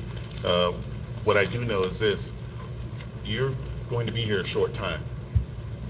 If we don't make changes that are concrete and deep and change the fabric of how we do it, we revert right back to the way it's been done. You're right. And that's totally unacceptable, and it's reality of it. But not everyone sees things the same way, clearly. But I'm going to move forward with a yes vote based on what you're saying. Thank you. Simply that is it. Thank you. Thank you. I hope to demonstrate that I'm right. I expect that you will. I'm sure you will. I appreciate that very much. Okay, thank you. Councilwoman Marin? Yes. Council President Rosenzweig? Yes, ordinance passes. Thank you all for coming tonight. Well done. On that. We still have a lot of business to do, but you can go. So the city clerk, will you please read the title of the next ordinance? This is an ordinance amending ordinance number 21-04, fixing the maximum annual salaries to be paid to officers and employees in the unclassified service of the City of Englewood as of January 1, 2022. We will now declare the public hearing open on this ordinance. Anyone who desires to be heard or ask questions concerning this ordinance can be heard at this time. 2207, unclassified service, fixing the salaries.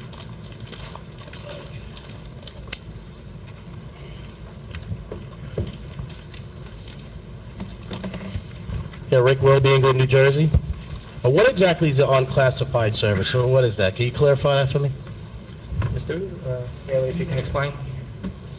Oh, okay. Everybody that's not in the union. I'm sorry? Everybody that's not in the union? Well, just, Michael Kaufman answered that. Oh, I didn't hear you. You said something? Any employee that's not in a union is unclassified.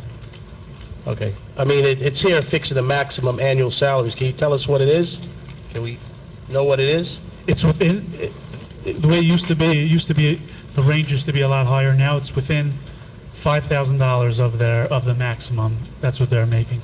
Okay, so what does that make it? So let's say, well, the previous city manager would have been between 200 and 205,000. For a city manager? Yeah. Damn.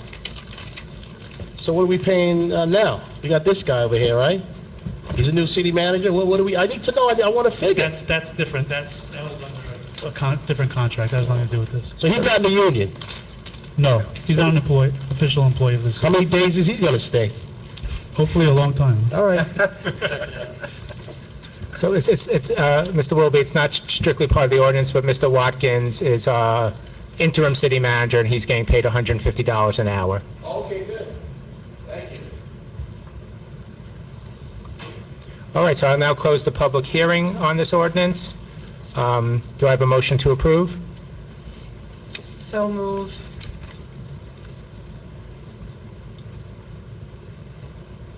I'll second it.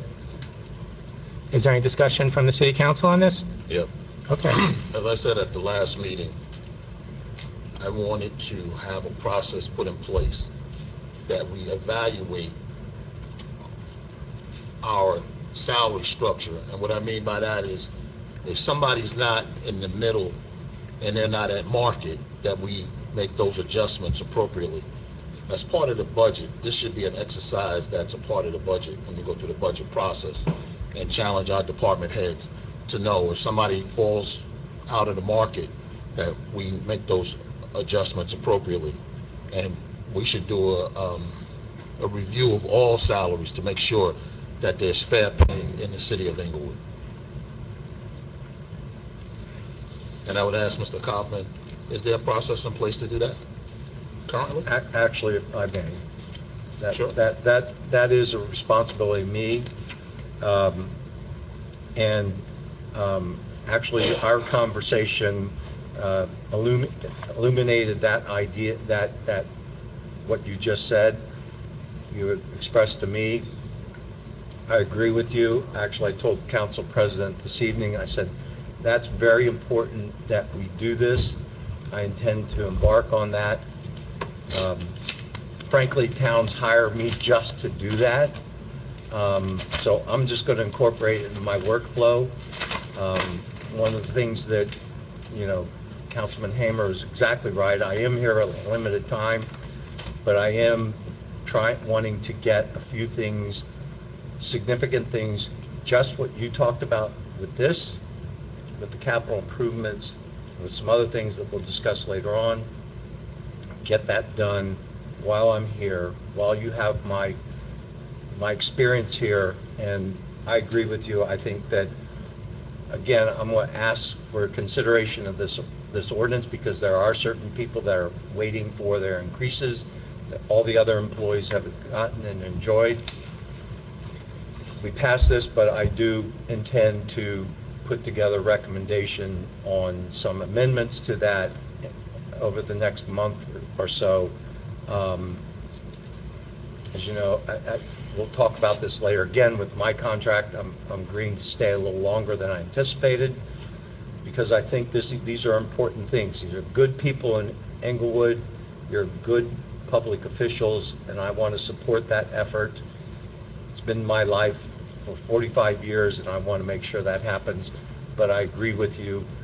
Based on our conversation, I did look at this, but we're down the road on this, and I just hate to hold up increases for that people are anticipating, and let's get that done now. We're going to come back in a month or two with that study. I think there's issues that need to be done.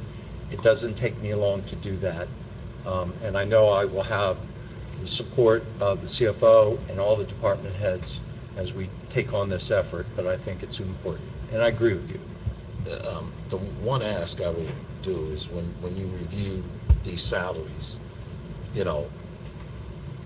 what's the formula? Because and we don't have to talk about that right here. But what I'm saying to you, we don't, but I have some concerns. Okay. With that. So with that saying, if you look at them, something jumps right out at you. And I want to know how it was determined. And if you could do a review, a quick review of that, because it's a limited number of people. It is. So, And I've done reviews like this, and there is a process to go through, and, there is also the whole issue of equity that has to be met, a threshold that has to be met, and that's important for everybody in this organization. Pay equity. Exactly, and so it's in that line, what you're saying, and what the pay equity laws that now exist, which I actually helped on the legislation on that, so I think it's ripe, and I think you're right, and I'd like to do that work before I finish my time in Englewood. Looks like I'm gonna be here for a while. It's not fair. My wife is gonna kill me after it. I have a very I hope you don't send her this video. We're live on YouTube. Yeah, thanks. She's not watching it, but she's getting ready for a show. Anyone, No, anyone, please. anyone else on the council? Questions or comments? I have a question. With regard to the stipends that are listed at the end of the ordinance,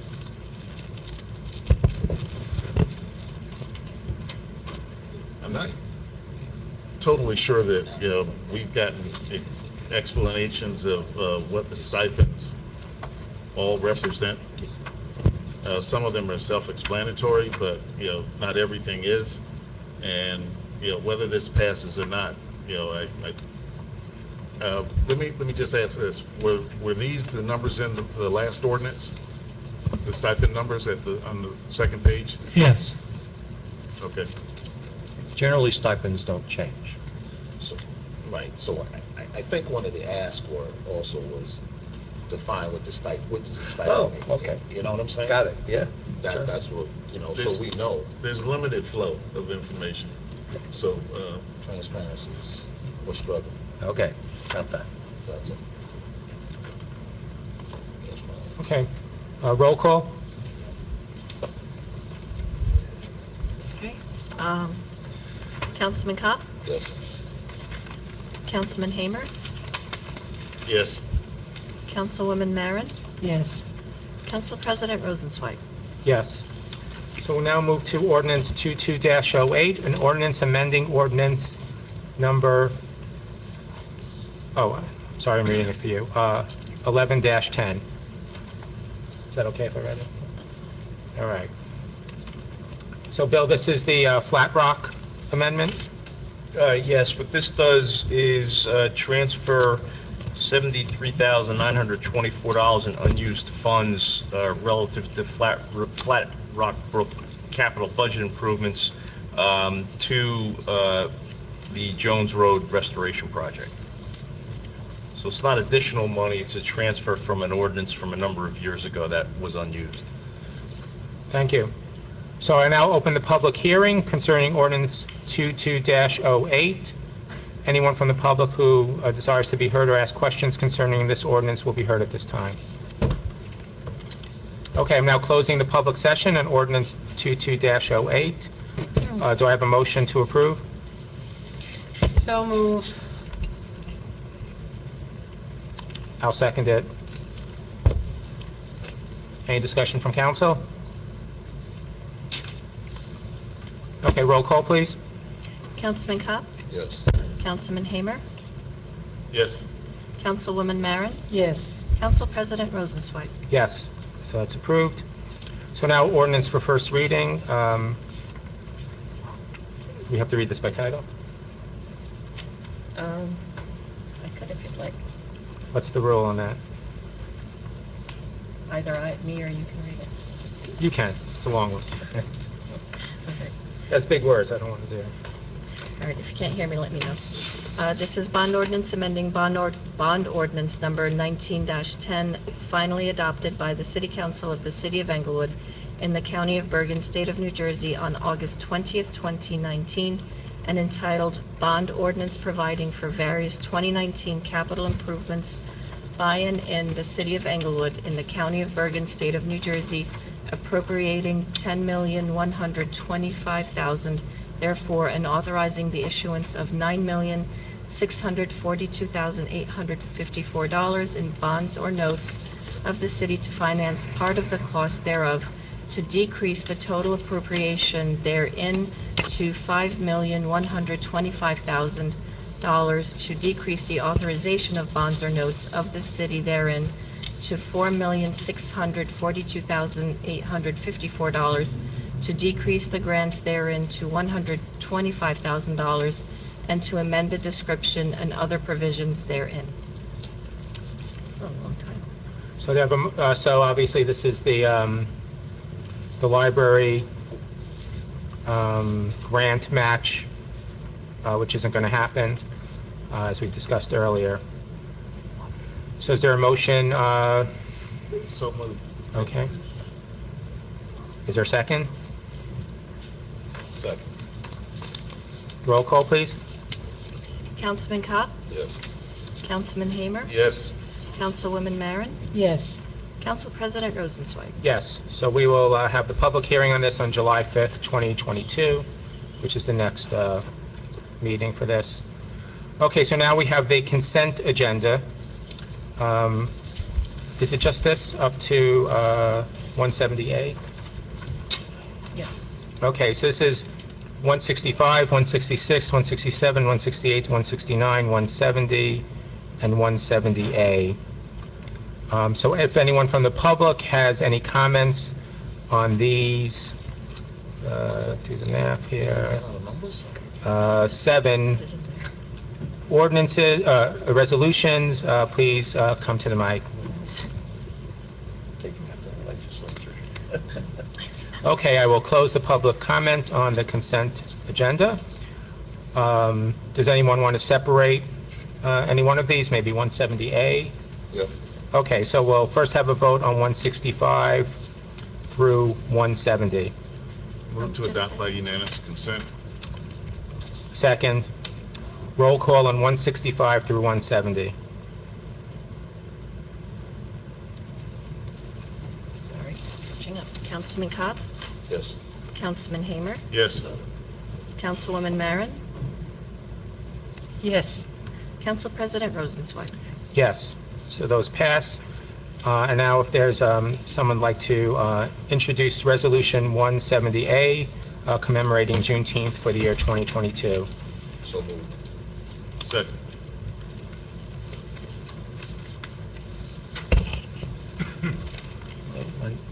Okay, roll call, please. Councilman Kopp? Yes. Councilman Hamer? Yes. Councilwoman Maren?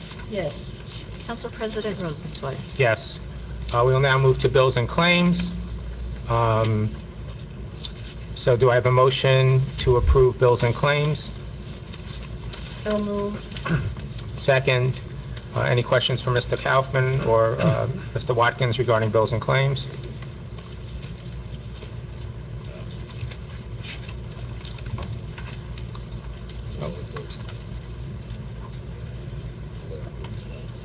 Okay, roll call, please.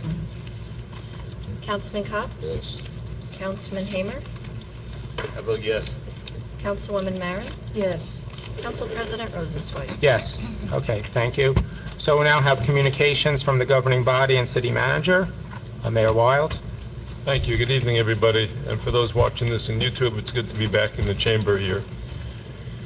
Thank you for the notification, all the efforts through social media. Yesterday, there was a missing teen that was ultimately found. We want to thank the Englewood Police Department, our neighboring police departments who led the search efforts. Just to show you the productivity of social media, it's such a relief to the family and entire community to know that there was a positive resolution. City Hall has summer schedules. I'm also going to conform to that with my wedding schedules and my appointments that I have at City Hall. To the extent possible, I would urge people to coordinate with my office so we can respect that. We had a wonderful Memorial Day. We had our full parade and service honoring our fallen soldiers. We were lucky to have Frank Luciana, a decorated veteran and committed historian, be our Grand Marshal, and it was the first time that we convened absent Olga and Eleanor.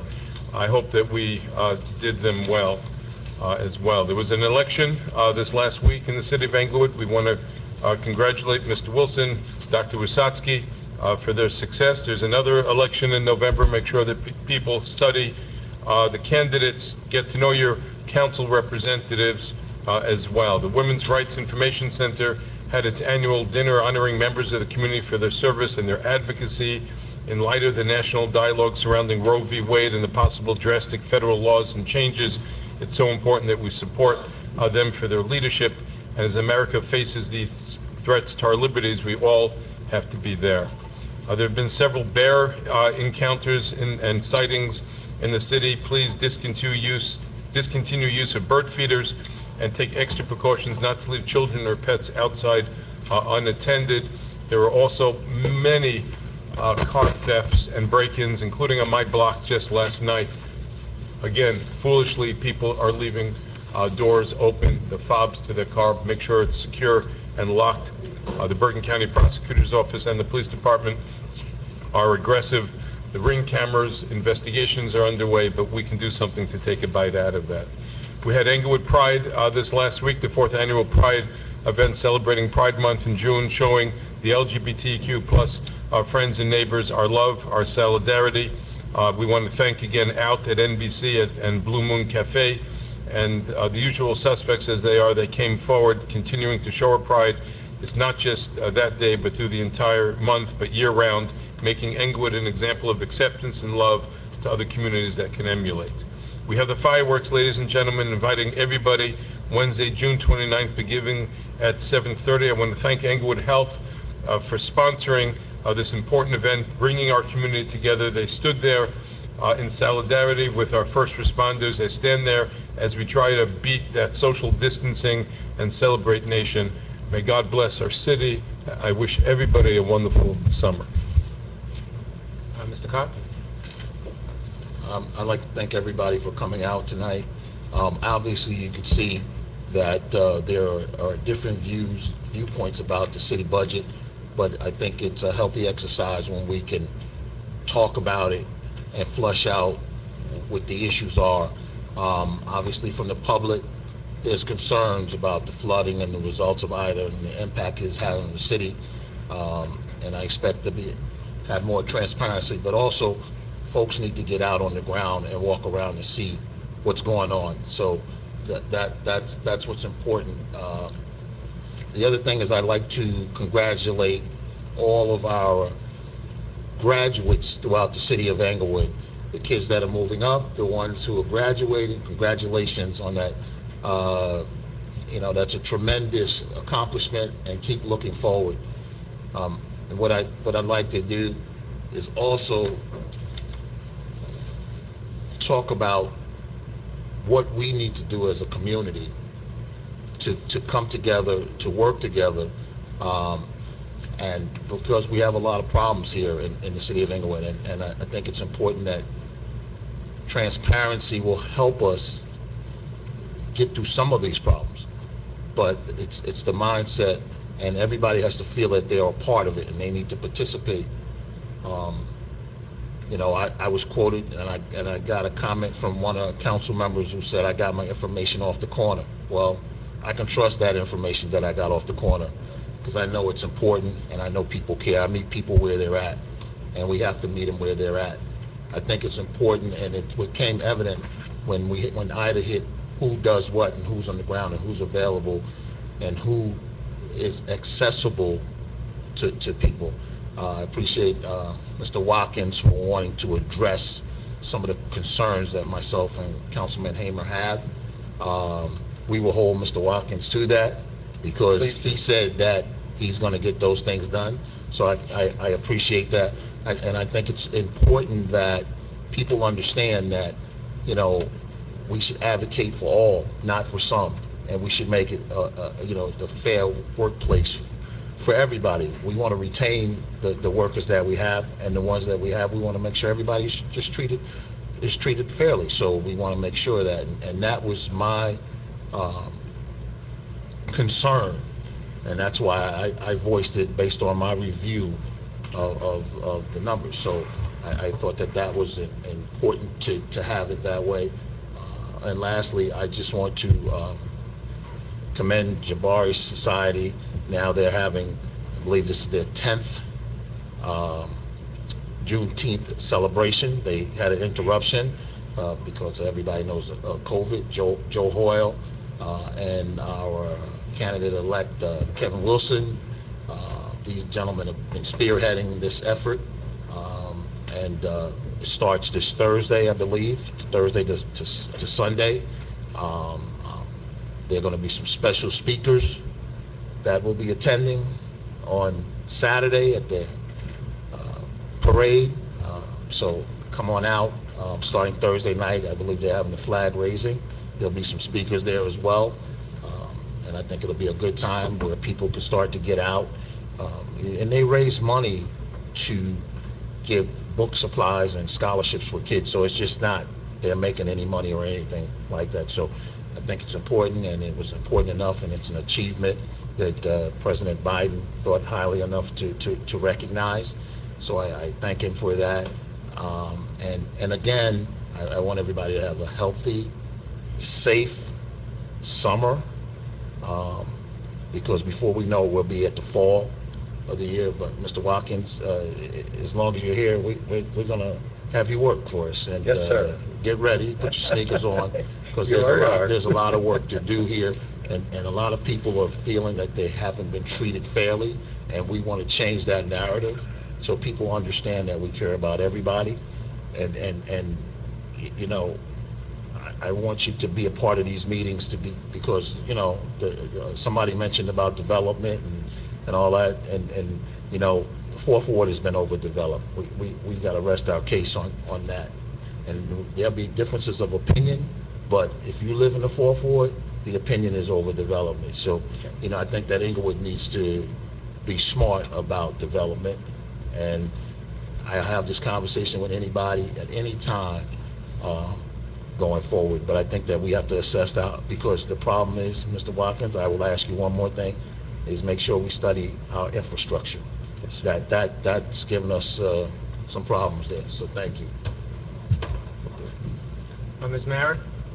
Yes, I have 3 items. First of all, a jewel in the 3rd Ward, which I represent, is Dwight Morrow High School. It has a spectacular campus and is admired by everyone in the city. We're all very proud. Recently, the Board of Education voted to put an illuminated sign on the front lawn of the campus. I would just like to say, the Empire State Building, the Chrysler Building, St. John the Divine, I could go on and on. They don't have illuminated signs. I think it's unfortunate that that decision was made, but I'm not on the Board of Education. I'm speaking as a resident of the 3rd Ward that adores that campus and that building. That was the first thing. The second thing I would like to, since Charles already made, first of all, we're a council of 5 members. You may have noticed that I'm the only female on the council. As far as I know, we have equal rights, equal responsibility, and I take this very seriously. I'm very, very proud to be a member of this council. Several weeks ago, we were debating issues that had to do with the budget, and I was responding extemporaneously to something that Mr. Cobb had brought up. This was the debate on an issue. I used a term that certain people found derogatory. Well, let me put it to you this way. I was totally unaware whether it's related to age or education or I don't know what. I have been part of integrated communities all my life. I was totally unaware of referring to a street corner conversation had any racial overtone. And for those of you who were offended, I would like to stress, never in 100 years was that said with any malice. and I was really taken aback. So I learned something new. I will never make that reference again. I learned something, and my concern is mainly that I be understood too, that it was said in innocence. The third thing is I'd like to wish a happy Father's Day to all of the gentlemen here, and I'm sure your families are going to celebrate your presence and the wonderful job you do as a parent. That's it. Mr. Hamer? Thank you. I want to start off, congratulating Mr. Hoyle and Mr. Wilson with regard to the Juneteenth, organizing the Juneteenth celebration that Mr. Cobb referenced earlier. The next thing I want to discuss is something that happened on June 8th, 1972. And even if you're not of a certain age, you probably do remember the picture of a 9-year-old naked Vietnamese girl who came to be known as the Napalm Girl. The napalm bomb dropped on her village, and she took a almost direct hit with the splash of napalm, and it burned and scarred her immeasurably. But that picture was circulated on, all kinds of media, and I think it sort of depicted the savagery of war and man's inhumanity to man. She's now 59 years old, and there was a short article in the Times last week, and one sentence sort of stuck with me, and this is a quote from her: "It's easier to hide from the realities of war if we don't see the consequences."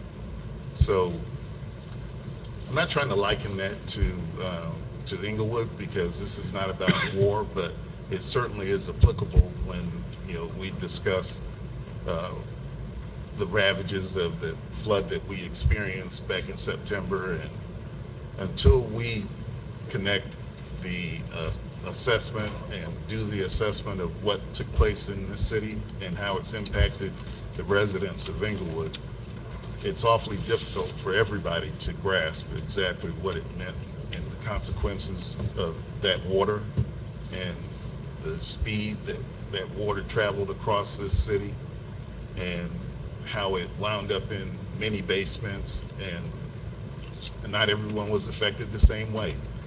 You may have gotten the same sort of damage, but it was devastating to some people, and still is. So we're not limited to Englewood and impact of consequences. You can look at Uvalde, and you can look at Buffalo, you can look at all around this country at some of what's happening. And until you can experience, and hopefully a few of us will have to experience some of those things that people have been going through, but until you can experience some of that carnage, then you can't appreciate it. So I would like for us not to give lip service to things and try to find real life solutions to make this city the best it absolutely can be. It's imperative. I'd also like to remind everyone that COVID's not over. People are still getting sick. And as much as we want to, or some of us want to return to what was, it's not going to happen immediately, and it may never happen. And we need to do everything to protect ourselves and our friends and family and people who live next door to us if they haven't become your friends yet. But this is important, and protect yourselves. Please stay safe. The last thing is, part of that staying safe is mental health. COVID has worked all kinds of evil on this society, and people have varying degrees of mental health issues. And if there's something you can do, and sometimes it's just listening and having a conversation with someone, but other times it takes more extensive measures. But whatever it is that we need to do to enrich our neighbors, our friends, our family, we need to be committed to doing that. And, you know, this isn't limited to Englewood, but certainly it impacts Englewood as well. So everyone, enjoy your summer, and despite the tough notes bring about a melancholy feeling, this is a good place, and we need to make it better. Thank you. Good evening, everyone. It's very striking to me the number of important and meaningful events that happen this time of the year. We had a fantastic Memorial Day parade with Frank Luciano, and thank Mayor Wilds for his stewardship of the parade. Today is Flag Day, which is the start of the 3-week patriotic period that culminates in July 4th. And I think it's very appropriate that Juneteenth is commemorated during this period as well, which makes it all the more poignant. Of course, as mentioned before, this is Pride Month as well,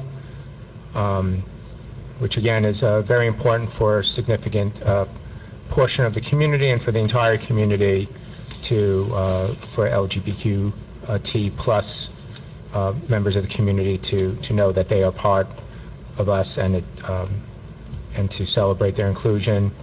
And again, thank you to Mayor Wilds for again a really wonderful ceremony at the steps of the library. It's great last year, but it keeps on improving, and it's become really a highlight in the calendar. So thank you for that. And of course, there's an election day, which is a hallmark of democracy, last week. So congratulations to Kevin Wilson and Dr. Lisa Wasatsky on winning the Democratic primary for their council, and for all the county committee members, both Democratic and Republican, who won, and look forward to working with you in the future. Mr. Watkins, do we have a... Thank you, Council President. I just want to say thank you to members of the council, Mayor Wilds, and the public in Englewood. I know this is my first public meeting with you. I just want to say it's amazing the support that you all have given me in my efforts, but most of that support's come from department heads that work directly with me and the employees of the city. If nothing else, the city should be very proud of their public servants. There are so many of them so dedicated to working through all the issues that come up on a day-to-day basis. My work, we're going to talk about a little bit as part of how I interface with the government here. But our focus, a lot of focus has been given to our parks, making sure that they are operating well. Lots of things to be done with it. We've tried to make some improvements that are quick, that are effective. But as you can see from this conversation, we have a lot of work ahead of us. And you know, I'm committed to do these capital improvements that you all have mentioned. They're very important. My work with the FEMA program is to ensure that Englewood gets every penny that it should for these projects, so that you don't have to borrow the money and you don't have to pay for it. It needs to be paid by the federal government, as it does with so many other things. I'm here to commit to making sure that Englewood gets every penny that it should and deserves correctly, properly. You'll get that information. Council will get that information as I do it. So thank you, and I appreciate it. I know this meeting's going to go on several more hours, so I'll shut up. All right. Thank you, Mr. Watkins. So now we open the meeting to the public. Any member of the public wishing to speak is asked to come to the microphone, state your name and address for the record.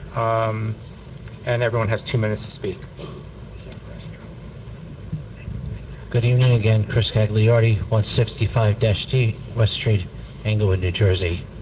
First of all, to the council, Councilwoman Marone, Cobb, Hamer, thank you for standing up for me, and thank you for hearing the cry about Overpeck Creek. It is essential that we get this dealt with as quickly as possible. And also regarding with Ida, there should be more responsibility done to see to it that more response to disasters like this be completed. I would suggest a public hearing on the subject matter of Ida and how we can correct what went wrong and everything down the road. If you want me to testify at this public hearing on Ida, I will, and it has to be done quickly and without delay. Even at Westmore Gardens, there's still people suffering from the PTSD of the flooding and everything. That is what I've been trying to tell everybody just a little while ago with the hearing, and I do apologize for my emotions, but that's exactly what everybody's still feeling at this moment to this day. Even 1 year later, there's still on heightened sense of alert when the last flood or the last rainstorm came through last week. They were flashbacks. People are still suffering flashbacks and emotions. And if we have to, I will get people from my apartment complex and others to testify. There should be a hearing. There should be a hearing at the earliest possible convenience. Thank you.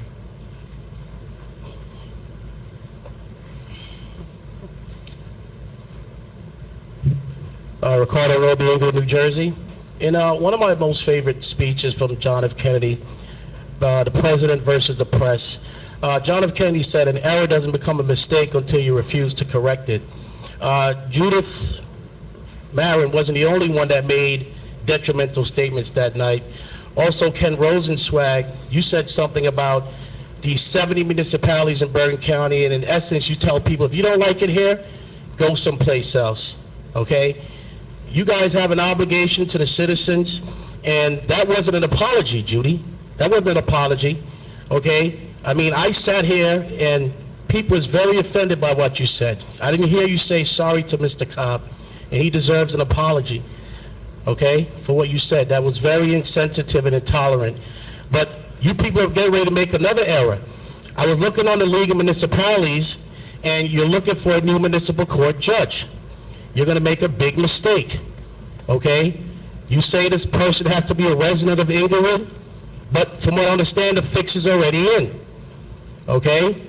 Gentlemen came here tonight and got exactly what they wanted, and it's very egregious that you guys are so Islamophobic that you continue to attack this judge, not only on her religion and her sex, but also her race.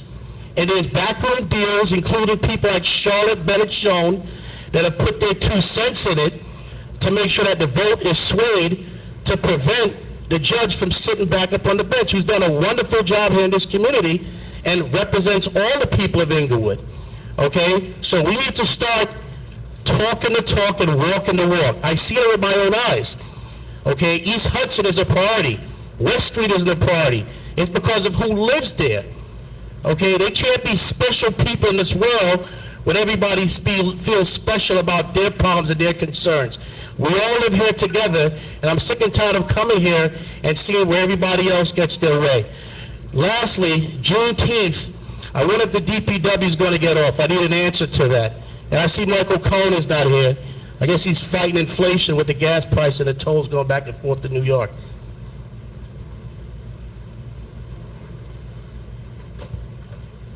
I want to know what's going on with the judge. I need an answer to that. Name and address for the record. Yes. Good evening. My name is Janelle Johnston. I live 81 Chester Place, Englewood, New Jersey. I just want to say good evening to all council members, as well as the mayor and interim. I would like to say, I'm always coming up saying what I need and what I want. I want to say thank you. I received the telephone call today in the conversation from the interim city manager regarding the POP program's youth employment. So that has definitely been settled, discussed. Ken, you also reached out to me today Councilman Cobb and Hamer have been advocating for us too. So I just want to simply say thank you and have it on record in the public. I also want to still fight the good fight for the citizens of Inglewood, especially the youth, in regards to the parks. We would like to know when the basketball courts will be painted. The summertime has started. I might have missed some information. So Mr. Cobb is pointing to the back. And also at Trumbull Park, there has been a tree down for the past 4 weeks, and it is blocking the pathway, blocking the pathway, and we have reported that to the Recreation Department. So I don't know where those reports would go. Lastly, we have been in parks where there's no facilities, and I just wanted to know, can Porta Johns be placed in Denning Park, Morris Park, as well as Trumbull Park? And if it is at cost, can the POP program reimburse for that cost if the city cannot take that cost? I saw it on the bills, and it's about $43 a month. We had one last month, but we have a lot of young kids from K through 5th grade who can't use the bathroom outside. So, thank you. What park? Denning Park, Morris Park, and Trumbull Park. Okay. So all of these parks are related in each ward of the city because we do service all in the community. Okay, thank you. Okay, thank you. I did put word out to Ed Roy on Trumbull Park at the beginning of the season. There were a lot of metal fencing as well, so I know his department has it. Good evening, Council. Pete Jansen, 589 Richland Terrace. I would just ask that as we do these meetings, we revisit the length of the public session and restore it to the 4 minutes that was in place prior to going on Zoom. I can read to you. This is from the minutes from our City Council website for the City Council meeting January 29th, 2019. And I quote, "Council President Glynn opened the meeting to the public and instructed that any member of the public wishing to speak to step up to the microphone and give their name and address and have 4 minutes to speak." So as you think about that, I would like to bring up another point. Our city clerk has been filling in numerous times now, multiple times, every time there's a change in city manager. So I would like you to consider that when you review her salary performance at the end of the year, because she's continually stepped it up and made our city operate seamlessly when the city manager was not here. And the third thing I'd like to also mention is that we have ordinances on the books that do not fit with the current environment, the ones that relate to flooding and storm drains and retention basins. We don't even have our retention basins on a database to know where they are. I would bet that a very small percentage of them have even been checked. And what happens over time, I'm an engineer so I understand this, they get clogged because of all the stuff that Mother Nature drops on the ground and floods into these retention basins. When they get blocked, they don't work, and every gallon of water just runs off from whatever impervious surface was added for that construction project. So we have a lot of ordinances we need to relook at based on the weather and the changes to our flooding. Thank you. Mr. Voce, any update on the basketball court? You seem to indicate, yeah.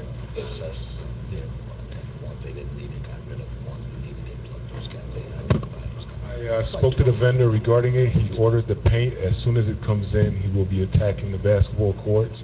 I'm expecting to be done within the next couple weeks. Okay. So. And then Franz and I are going to have a pickup game out.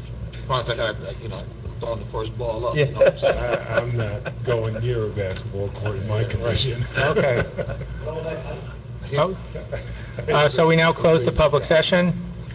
So just to give you the layout for the next bit, we are going to go into closed session. We are having the closed session in this room, so we're going to ask everyone to leave. We will be coming out of closed session back into open session to vote on 2 resolutions. one regarding Matt as interim city manager, and one appointing people to the Traffic Advisory Committee. So I guess if you want to hang outside for those two thrilling resolutions, but it's probably going to be an hour, or if not longer. But we need this room. It's a little bit too tight in there for us to have the closed session. So do I have a motion to move? What? Do a little. You want to say it? Yeah, just the subsection. Okay, sure, go ahead. Just be it resolved by the governing body of the City of Englewood that it meet in closed session pursuant to subsections 7 and 8 to address matters pertaining to litigation, contract negotiations, personnel, and appointments. And as the council president indicated, the council will return to open session at the conclusion of the closed session to possibly take action on the appointment of a traffic advisory committee appointments, as well as an extension of Mr. Watkins' contract with the city. Be it further resolved, the discussion conducted in closed session can be disclosed to the public upon taking final action thereon, provided it does not constitute undue invasion of privacy or violate the attorney-client privilege. Do I have a motion to go into closed session? Second. I need a motion. Yeah. Take a 2-minute break. 1 minute, 30 seconds. Oh, yeah, we can take a break. Roll call, Councilman Cobb? closed session. Roll Yeah. call. Should have been a Mr. Wall in favor.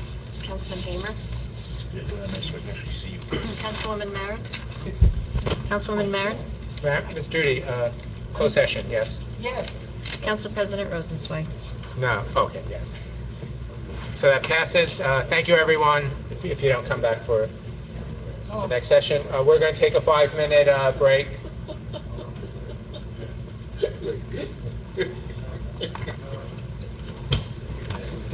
Do I have a resolution to move back into open session? So moved. I second it. Roll call, please. Councilman Cobb? Yes. Councilman Hamer? Councilwoman Marin? Yes. Council President Rosenzweig? Yes. So now we will move resolution number 172, authorizing extension of contract with New Jersey Community Solutions LLC. Until September 1st, is that the... Yeah, whatever. Okay, So you don't want to do it month by month? You want to put an actual deadline or something? No? so we'll put it in for, say September 1st or August 31st. So August 31st? August 31st. Thank you very much. Okay. Thank you, Mr. very much. Motion on 172? Feel good. So Feel good. moved. I second it. Roll call. Good enough. Councilman Cobb? Yes. Councilman Hamer? Yes. Councilwoman Marin? You go back on YouTube or you don't? Councilwoman We are. Marin? No, we're just on recording, no, on video.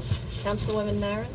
They're going to kill us for taking down this place. Councilwoman Marin? We're doing a roll call. I didn't take it. Judy, vote yes. Yes. Okay. Council President Rosenzweig? Yes, so 172 is approved. We will not vote on 173 Can you have tonight. to table it officially? I second it. All in favor of tabling? Aye. Need a Okay. motion to adjourn. I move to adjourn. All in favor? Aye. Good night. Thank you, everyone.